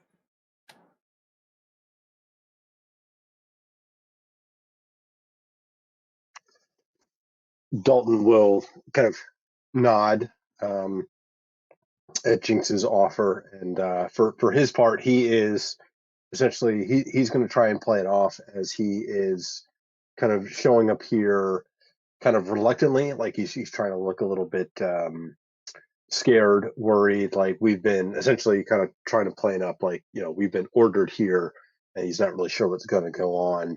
Um, with the idea that then maybe he'll try to, if Lynette is upset with us, we can try and get into good graces by offering to work for him, kind of thing, and ingratiate ourselves. So that's kind of how he's approaching it. We know he's been following us for sure, so they're gonna have known that we were dealing with the nobles. So I think what we could do is say that maybe I got, or we, Dalton, got in some sort of gambling debt, got tied up in something, and we need some money. And then we could offer our services in exchange for some money from Krang, spend some time with him, and then see how that progresses. But he's going to have known that we met with them. He may not. The those who were following us left before we actually made it through the nobles' gate, and uh, Cran may not be the sort powerful or influential enough to have informants within that quarter itself. So I think if we just give him a little bit, though, it would help to build trust. Just in case he does already know. If we don't say anything about it, he'll know he can't trust us. If he doesn't know and we give him information, I mean that's sort of a handshake. perhaps enough to leave it at that. We need money, and thus we're here. We've heard he may have some work available. Leave it at that. Should other questions come up, we'll deal with them as they do. All right, all right. It was just a thought. We'll go with your route, Dalton.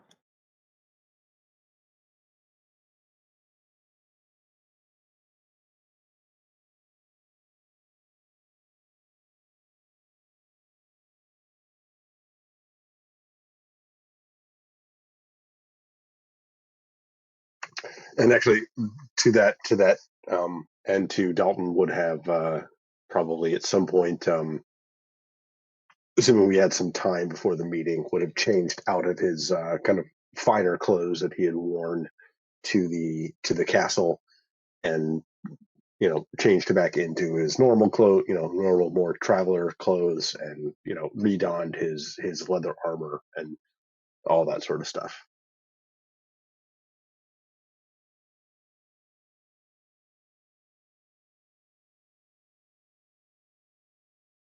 Yeah, you guys would have had essentially plenty of time to accomplish other things. You don't necessarily have to be going completely from the Noble District straight there. But obviously, like if you do go there, that's a shorter path along the lines there.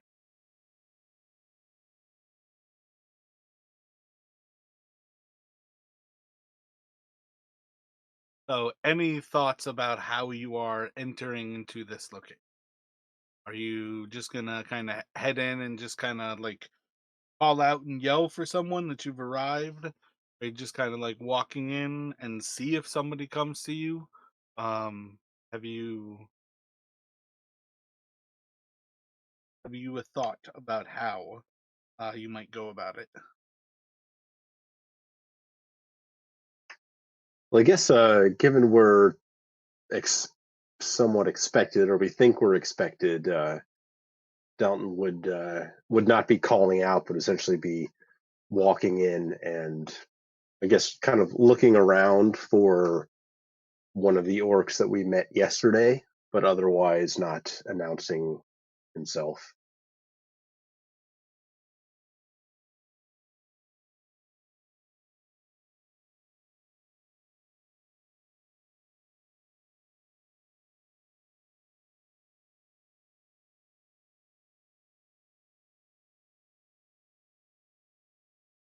Yeah. So as you walk in, doesn't appear to be any orcs, like specifically around this area at present. Um,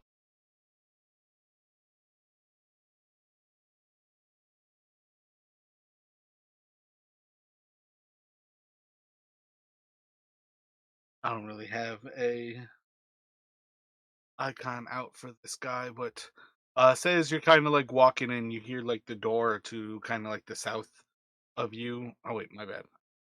I'm gonna stick to as if this is north is to the top because I'm just always gonna say that mistake. So you're kind of like walking into this little area where you've got the houses, walls all around, basically walking into Linux cul-de-sac. And you kind of see as the door to your right starts to creak and crack, like as they're opening the door. And you're going to see like an older human male, probably about like 30, 40 years old, slight kind of graying hairs, open up the door. He's got like a bucket in his hand, and he'll kind of like look out to you. He's like, "Oh, I didn't realize anybody was out here. Welcome. Is there something I can do you for?" And he'll reach out his hand and say, "Rat off."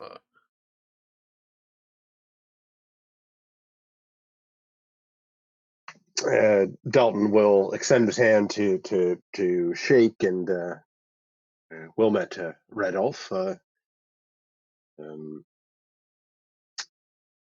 Linek should be expecting us. We were Uh, told to report.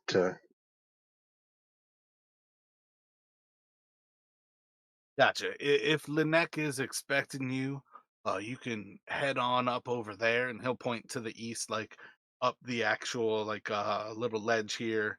There's like a little incline and like a 10-foot ledge to the other part of the cul-de-sac. Like if Linek's expecting you, you can head on up there, and the guardhouse is right at the end. It's the first thing you can see, and you can just speak with one of the guards. I think a Barak is probably on duty, and he should be able to point you to wherever Linek is, whether he is home or in his office, maybe in his office. Oh, it's uh, Barak will know.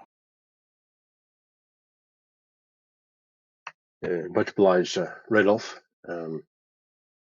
And Belton will still at this point be trying to show, essentially trying to play it off like he's a little apprehensive about this meeting. Like, we've been told to report here, but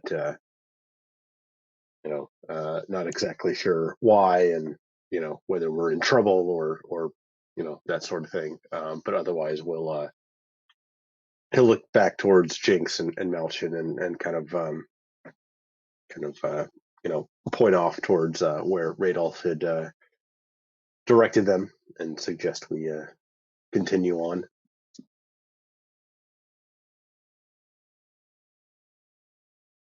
All right, here goes nothing, boys.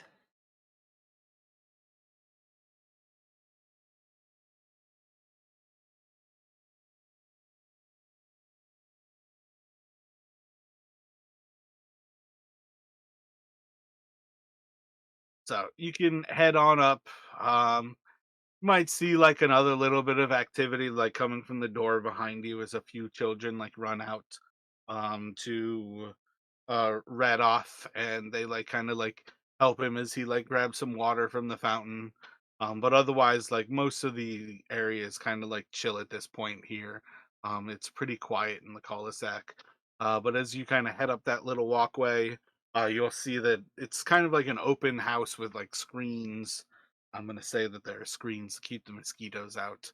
And you can just see that there's like a green, gray skinned large orc, um, reminiscent of any given one of the orcs that you've seen. Um, I was right about to say they all look the same, but I'm gonna say he's got like a big scar like across his face that kind of makes him sit like a little bit differently. And you can just see like he's not actually terribly paying attention. Uh, Pretty sure he's sleeping. He's all but snoring as you guys walk up and basically get right up to the guardhouse.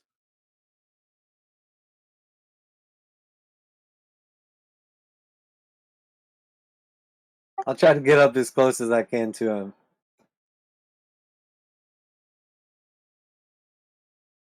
Roll a stealth for me.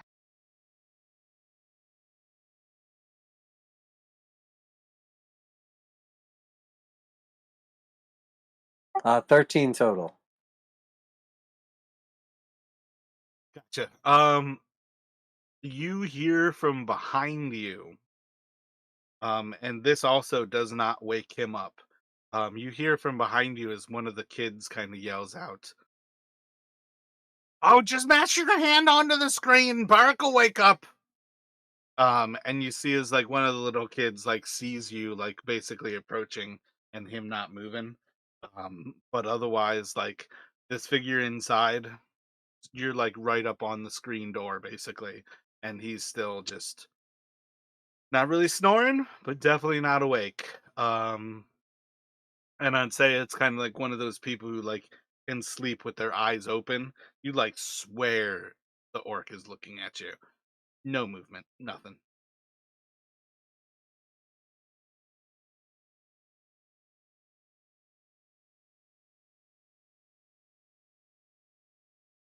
Yeah, interesting tactic. My man, excuse me there.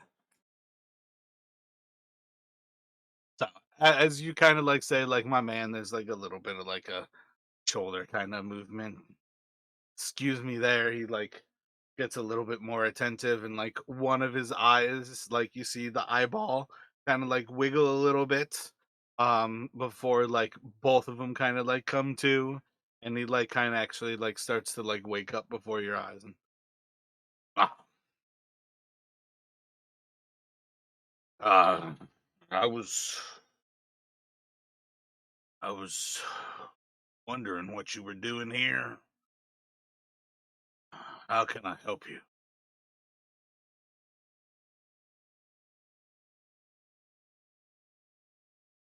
We're here to see the boss, man. Should be expecting us.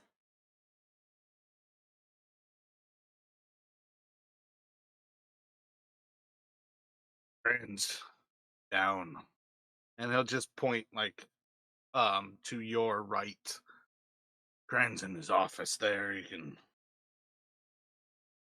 head on in. All right, don't get up or anything. We'll see ourselves through. Um, okay, that actually sounds good.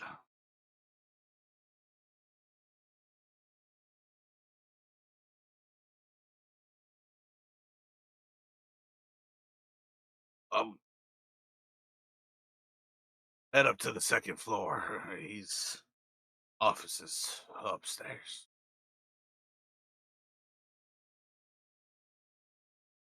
All right, enjoy your nap. And I'll start walking off.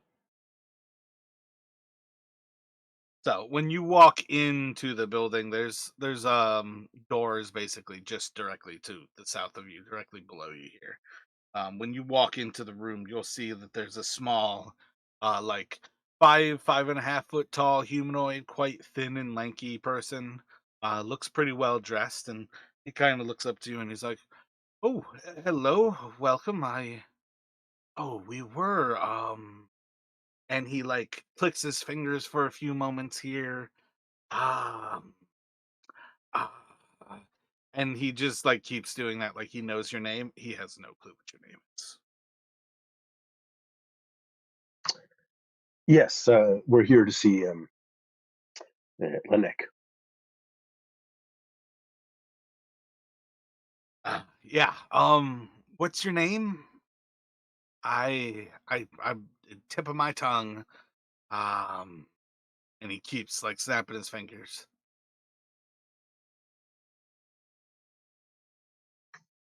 Del. Dalton will like kind of start his name to see if it like brings anything. And eventually he'll just say like Dalton. Dollface. Oh, man. Uh, Dalton is what I was thinking, and Dollface is just because of other things. Okay, gotcha. Yeah, so Dalton and he's gonna do the same thing with all of you before he's got the name of, I guess technically you guys also have Neffendel with you. Forgot I should have dropped her as well. So you got the four of you all kind of heading in there. And yeah, you guys can basically get him to slowly pick out your names. As you can clearly see, this guy does not know your names. Um, and he'll eventually walk you up the stairs to the second story, where you've got like a little bit of kind of like a waiting area, and there's like a small kind of like desk kind of set up, very cramped little space, before some doors that open up into a larger, basically like room that takes up the entire second story. And in there is a quite large hardwood desk that probably takes up about half of the second story. Massive desk, like type of thing where Linek, a giant ogre, or not giant ogre, a giant orc, is tiny compared to this desk. But like a real big giant, like old hardwood, like cherry desk, and he's just kind of sitting back behind it. Seamus kind of like walks in and he'll introduce you all. Again, after just getting all of your names, still butchering your names, saying none of them correctly. And I'd say without any rolls or anything, all of you will notice that there's a like red-headed dwarf sitting in the corner, who's just sitting there like with an axe kind of between his legs. As you are all welcomed in. Yeah, desk is covered with papers. There's some maps and some like ledger books on it. Um,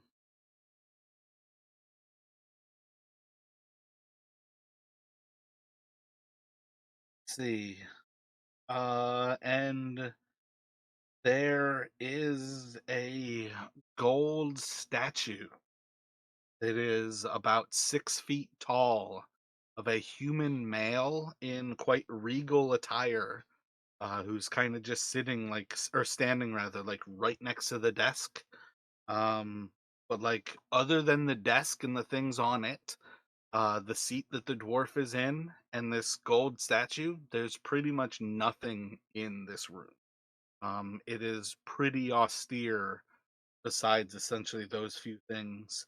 And once Seamus kind of walks you in, he's just gonna kind of like stand over near the dwarf, shuts the door behind the four of you, and again introduces you, butchering your names. And I think it was Jinx and Malchin who met with Linek 2 weeks ago, or was that when we had all three of you 3 weeks ago?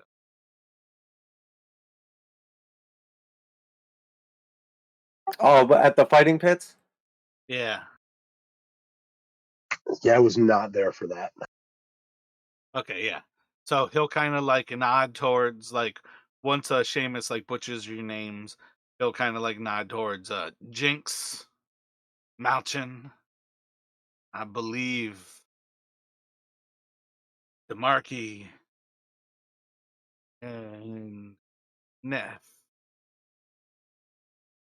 I actually don't think I know your name, man. I've heard a little bit about you. Um,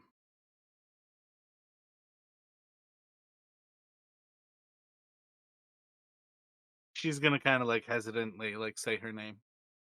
But any thoughts from you guys as you are welcomed into his office?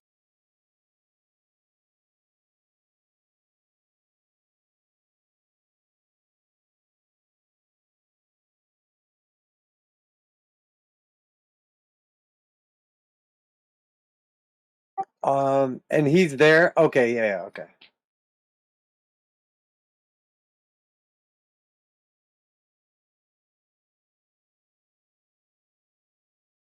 Yeah, so Dalton's kind of actually taken with the doll face kind of moniker, so he'll introduce himself as that's right, doll face Demarcus. Um, we were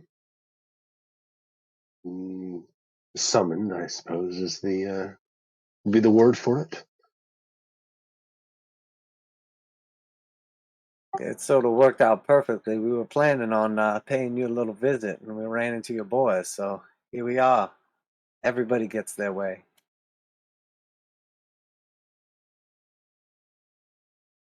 You were planning on a visit.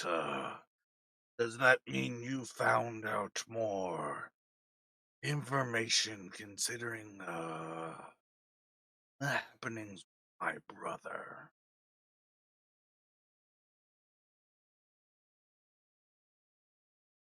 We found out some more information, but not sure we got much useful. A couple more leads, but seems like one dead end after another.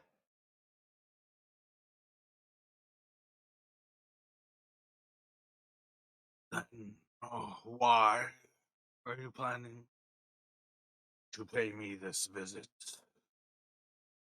Why would I need to hear about more dead ends? Well, we were sort of hoping that you might be able to point us in the right direction, and then sorry about that. Go ahead. Oh, no, so Dalton was gonna was gonna say like we've been you know, and again trying to kind of play up the obsequious kind of a little bit frightened kind of sense. Is we've been asking questions, but well, your name, is well feared about the city, and we thought, if it was known that we were working for you, that maybe people would be more forthcoming when we asked those questions. So we thought, maybe we would offer our services, make things official. We need money, so we thought maybe if we worked with you, we could get some money and then also get to the bottom of this thing with your brother.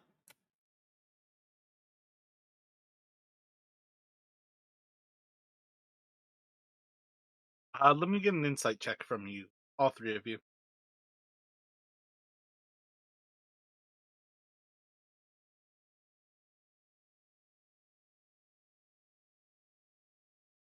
That is a 3 from Malshin.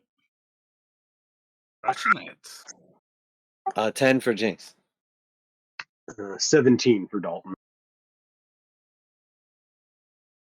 So Mountain seems like just kind of like a frustrated normal orc who is probably pretending to be civilized, but otherwise just wants to smash.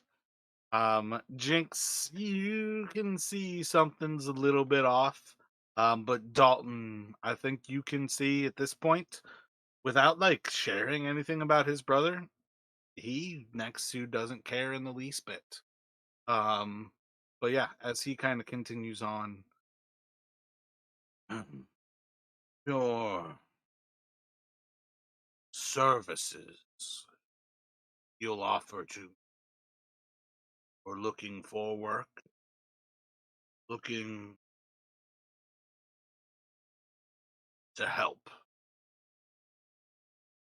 I need people. I thought we might be able to twist our agreement. I was watching you because of what is wrong, what happened, my brother. And more has come about. I wanted to see from your faces that it wasn't you who was coming here to deceive me. You have not acted against me. And he just takes a few moments to just kind of like stare over each of you. Just with this idea in mind, like, are you guys acting against him? And here is where I want you to make a deception check for me. As you guys can, you could stand here silently as he's looking over you. You could try to say something in your defense. But he's basically out and out saying, like, something shitty's happened to me, and I want to see your faces when you guys tell me if you had anything to do with it. Can we use inspiration on this one? Yeah, like if you've got inspiration, the reason I told you you couldn't use inspiration before is because I was going to give you the information that you wanted. That's why I said no to it. I will almost never tell you no. I just didn't want to waste it on something where I was going to give it to you. Oh yeah, no worries. I'm gonna use mine on this then in advance. Yeah, Yeah, so ahead of time you can roll with advantage if you want to use it. If you do it after you roll, it's just you can add a d6.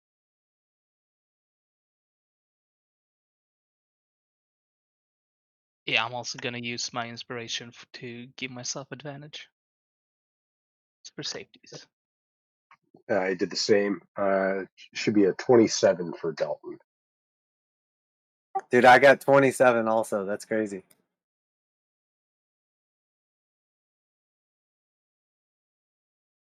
And I got a 16.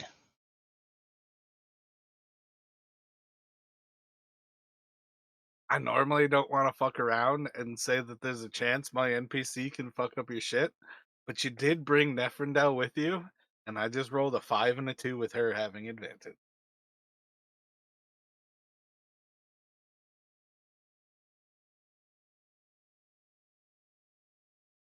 So she's kind of like squirmy and kind of like looking like stressed out and really clearly like looks guilty. But I also think she knows the least about anything that's going on here. She just does look guilty. And he's just kind of like looking you all over, and he eventually kind of like stands up and approaches each of you, and you have like this like slow moving kind of like moment where he's like breathing into your mouth like this stinky nasty orc air, and he's just like staring down at you.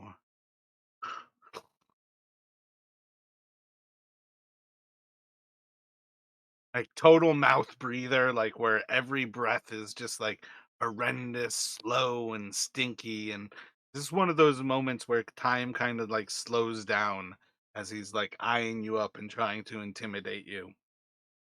Actually I should roll to see how intimidating he is. A nice big 5. So he's doing very little to actually like be truly intimidating, as all of you kind of like hold yourselves steady.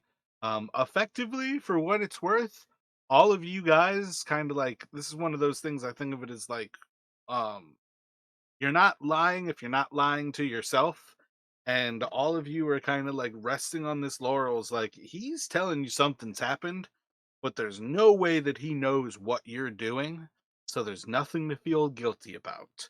So no matter how intimidating, no matter how much he does this or that, you guys like hold your steady. And it works for everybody except for Neferndel. And he'll kind of like move over to her, and she's a little kind of like nonplussed by it. And I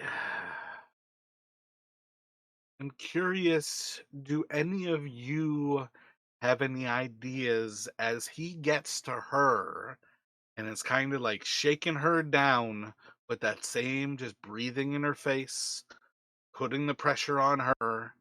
Do you guys have any ideas how to like take the attention off her at present?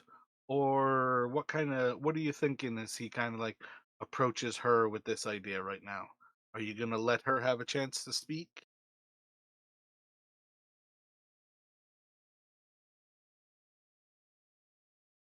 Are there any like torches or lights within the room? Yeah. So I was thinking as a distraction, um, if he's focused on her, I might try and kind of use prestidigitation to kind of have one of the torches go out to maybe distract him. Um, Not necessarily gonna like change the lighting in the room all that much.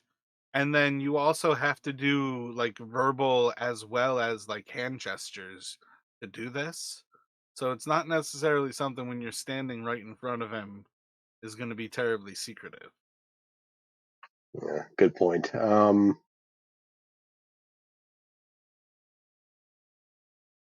What about like Bardic? theoretically you guys are at like noontime. So while they might have like a little bit of extra light inside, there's not a whole lot of ability to like, it's not like a dark room. What were you thinking with Jinx? What about like Bardic inspiration? Can we use that like subtly, or is that obvious when we do that? I'd kind of say that that even sticks to the same idea where um it's not necessarily a subtle thing. And she rolled a 5, which is going to be pretty bad regardless.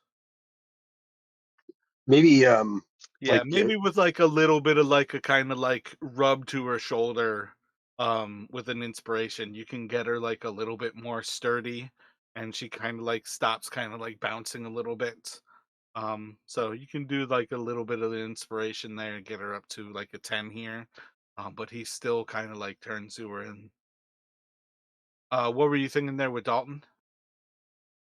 I was thinking almost like kind of similar idea, not necessarily bardic inspiration, but essentially trying to like kind of like step back towards her and uh, pay her no mind. She's your reputation precedes you, Linek. She's she's a bit frightened. So she's trying to play it off. Maybe she's frightened for some other reason, not because she's trying to hide something. Gotcha. So yeah, while he kind of like goes down the line, you guys can kind of see his eyes kind of flitting towards her as she's kind of bouncing, like looking a little bit too suspect here as he kind of like moves eyes over each of you.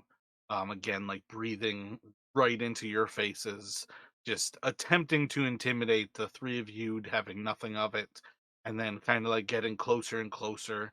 You kind of like build him up a little bit, just as much as Jinx kind of like almost like steadies her. And like by the time he gets to her, he's like, young lady like yourself seem so guilty, so nervous to be in my presence, as if you've already betrayed me. Where have you been this last week? And she'll say something like, "Oh, I work at Danbury's. I've been there each and every day, except for I had a little bit of free time the other day. I went and saw, and we're partners now, and that's one of the group." And she kind of like gives her little like explanation. He's kind of like moves on, and little lady wasn't enough to take out my crew.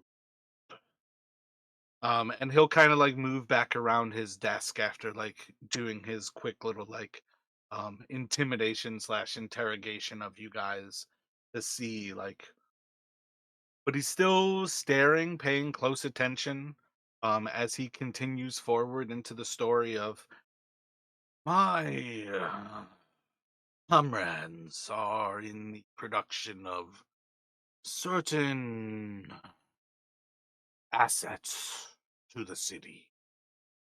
We produce them off-site and have to bring them to port.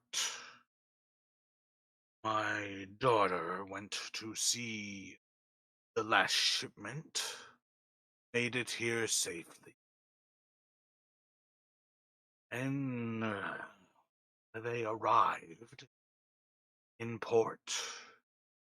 And before everything, oh wait, I'm saying that wrong. My bad.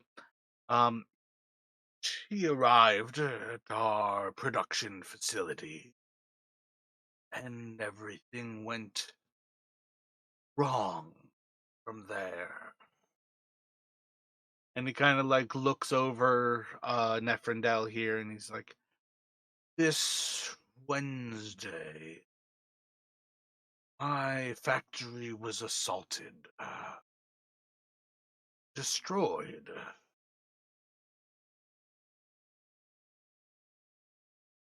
With fire.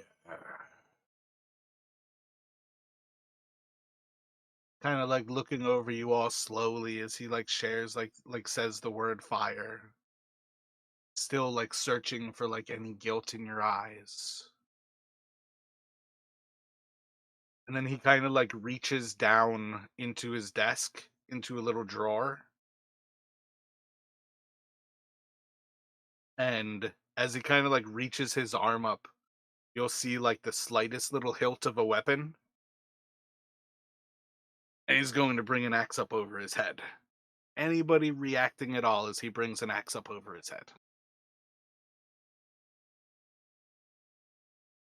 He's pulling out an axe and bringing it up Yep. over his head like to strike down. Yep. He's about like 15 feet in front of you.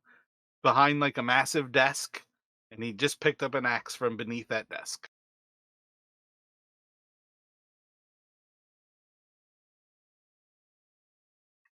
So Dalton is going to move back, or actually probably try and move to place himself in front of Neferndal. And as he's kind of moving, he's also going like trying to like kind of like holding up his arms and saying, I can show you we had nothing to do with that."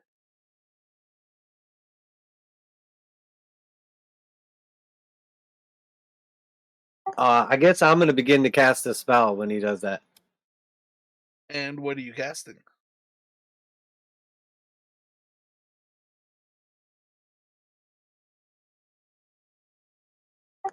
So did we determine if hold person is like specific to humans, or can I do that to somebody that's like a mix?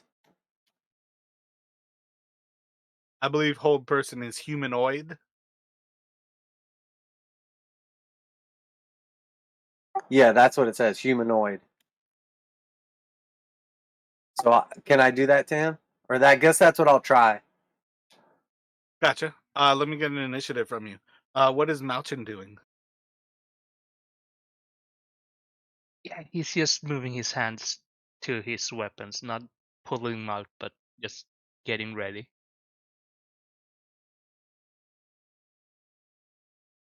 10 total initiative for Jinx.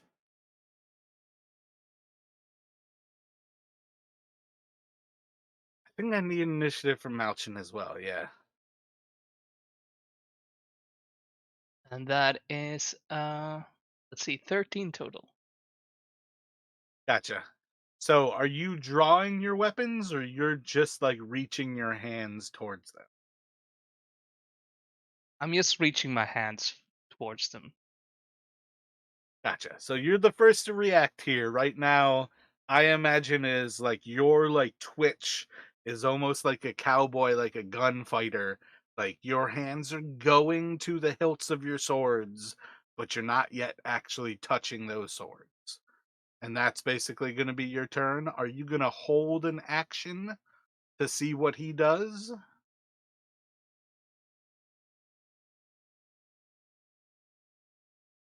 You want there to be a trigger, or are you going to wait for initiative to go in a circle before you can do anything?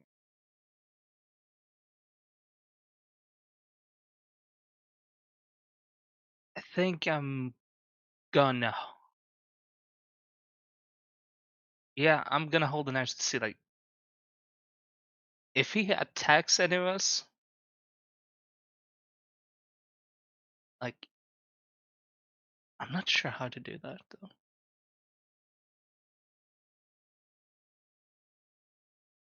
And I think I'm just gonna hold. Wait. Gotcha. So I got you on initiative order here, Jinx. As you go to start casting this spell, he's still acting too quick for you. He's basically drawing this axe and he is smashing it down into his desk and just kind of like cleaving into the desk. And as he like stands up, he's basically saying, "The fire took my daughter." And then that is when you start to cast your spell. But are you actually going to cast Hold Person?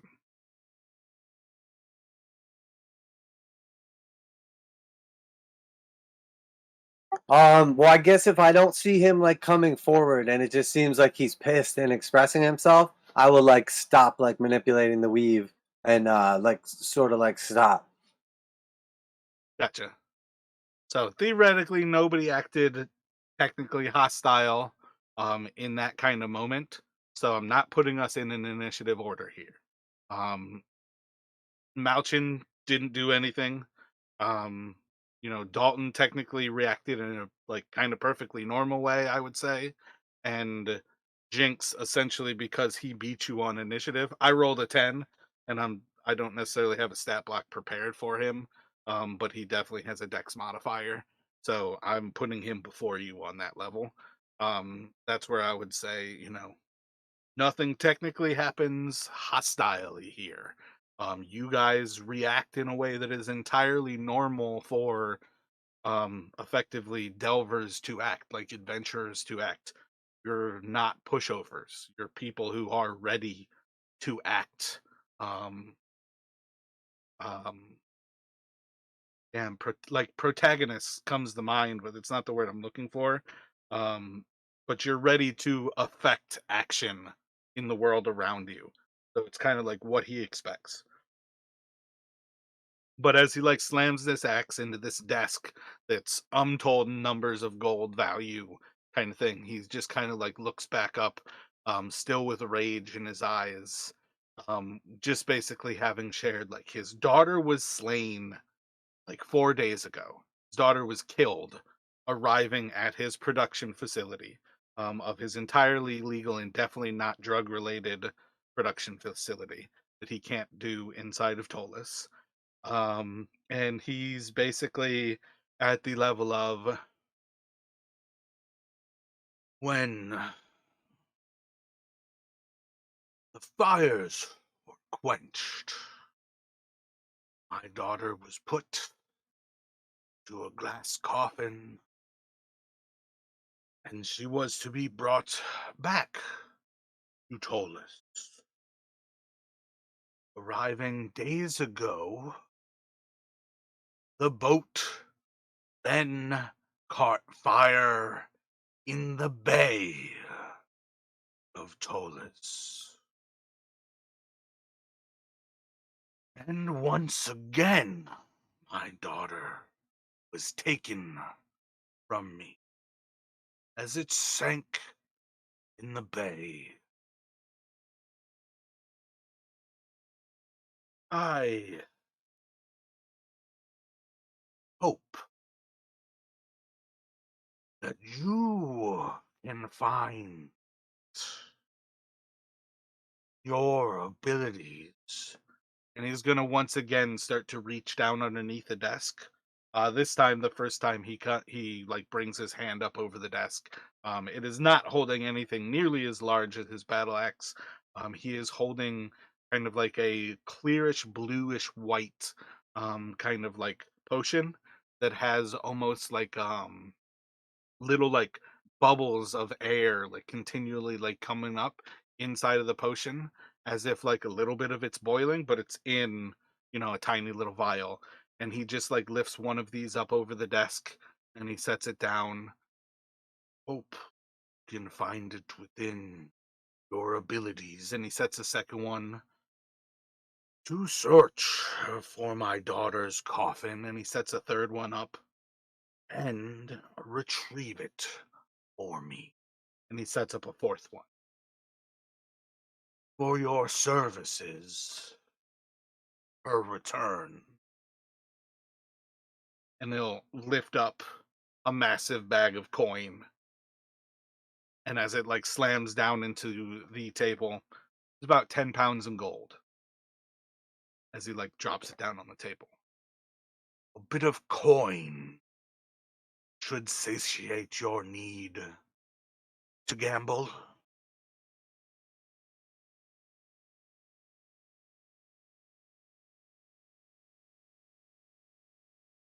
So you're gonna give us all that gold to bring back your daughter's clear casket with her body in it?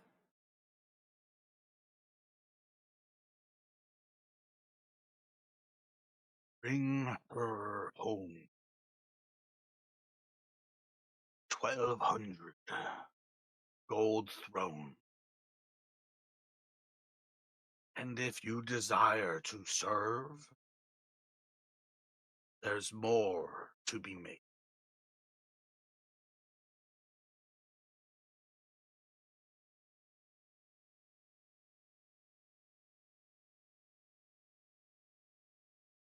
Jinx like looks over his shoulders to both sides, like steps forward. I mean, I think I have a deal. We have a deal.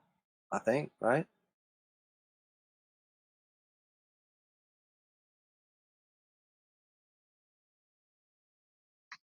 It is a terrible what happened to your daughter. If we can give you some peace by recovering her, yes, we have a deal.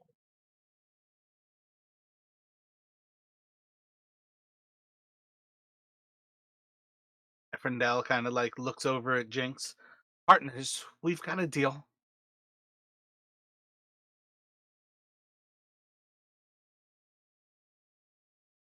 Alshon will give a nod and just go, "Yeah, deal."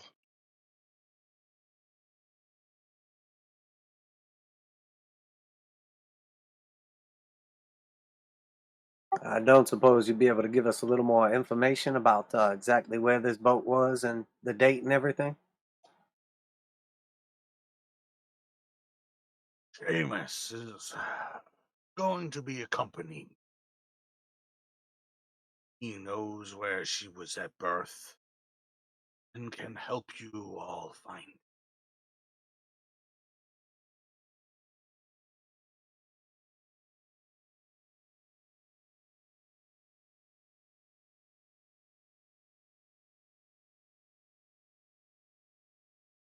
Well, sounds good to me.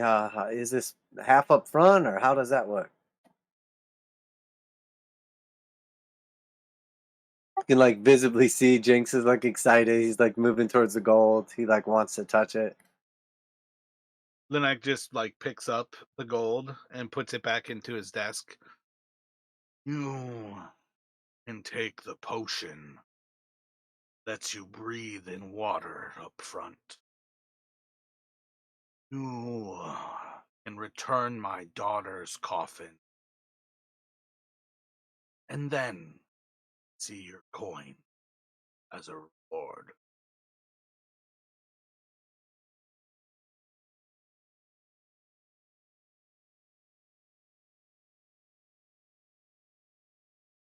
I mean, we know you're good for it, so yeah, that's fine. Shake on it or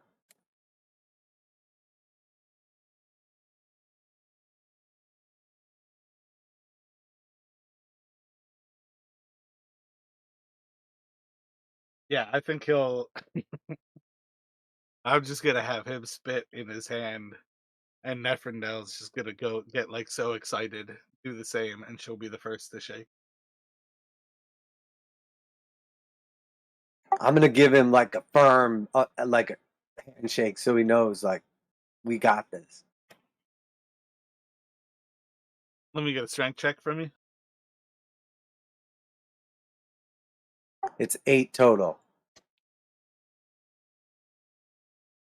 So you go to like give him a firm handshake, like right after he shakes like Nefrendel's hand, and like he just like rushes your hand where like you kind of want to like fall to a knee and like uncle to like get out of this pain, but you're like really trying to stick in with it. And but yeah, he's pretty freaking strong, and you can kind of tell like your effort goes little to cover his effort. You might hear me like kind of let out a little bit of like an audible gasp and possibly even discern the word down. Once again, I've been your Game Master, Marathustra. It is my pleasure to thank you and welcome you to return to us next time. Please, if you have any thoughts, don't hesitate to like, subscribe, and to comment for us today. If you are watching us on YouTube, thank you as always. If you would like to see us live streaming, we live stream on Twitch. Otherwise, we are presently available in those formats, but I've considered setting things up as a podcast as I personally enjoy simply listening to gaming while I work. Thank you all very much for tuning in. Please, if you have any comments, don't hesitate to let us know. For those players who use this as a resource to keep up, thank you as always. Look forward to next time we get to game. Thank you all. Be well. Have a wonderful week.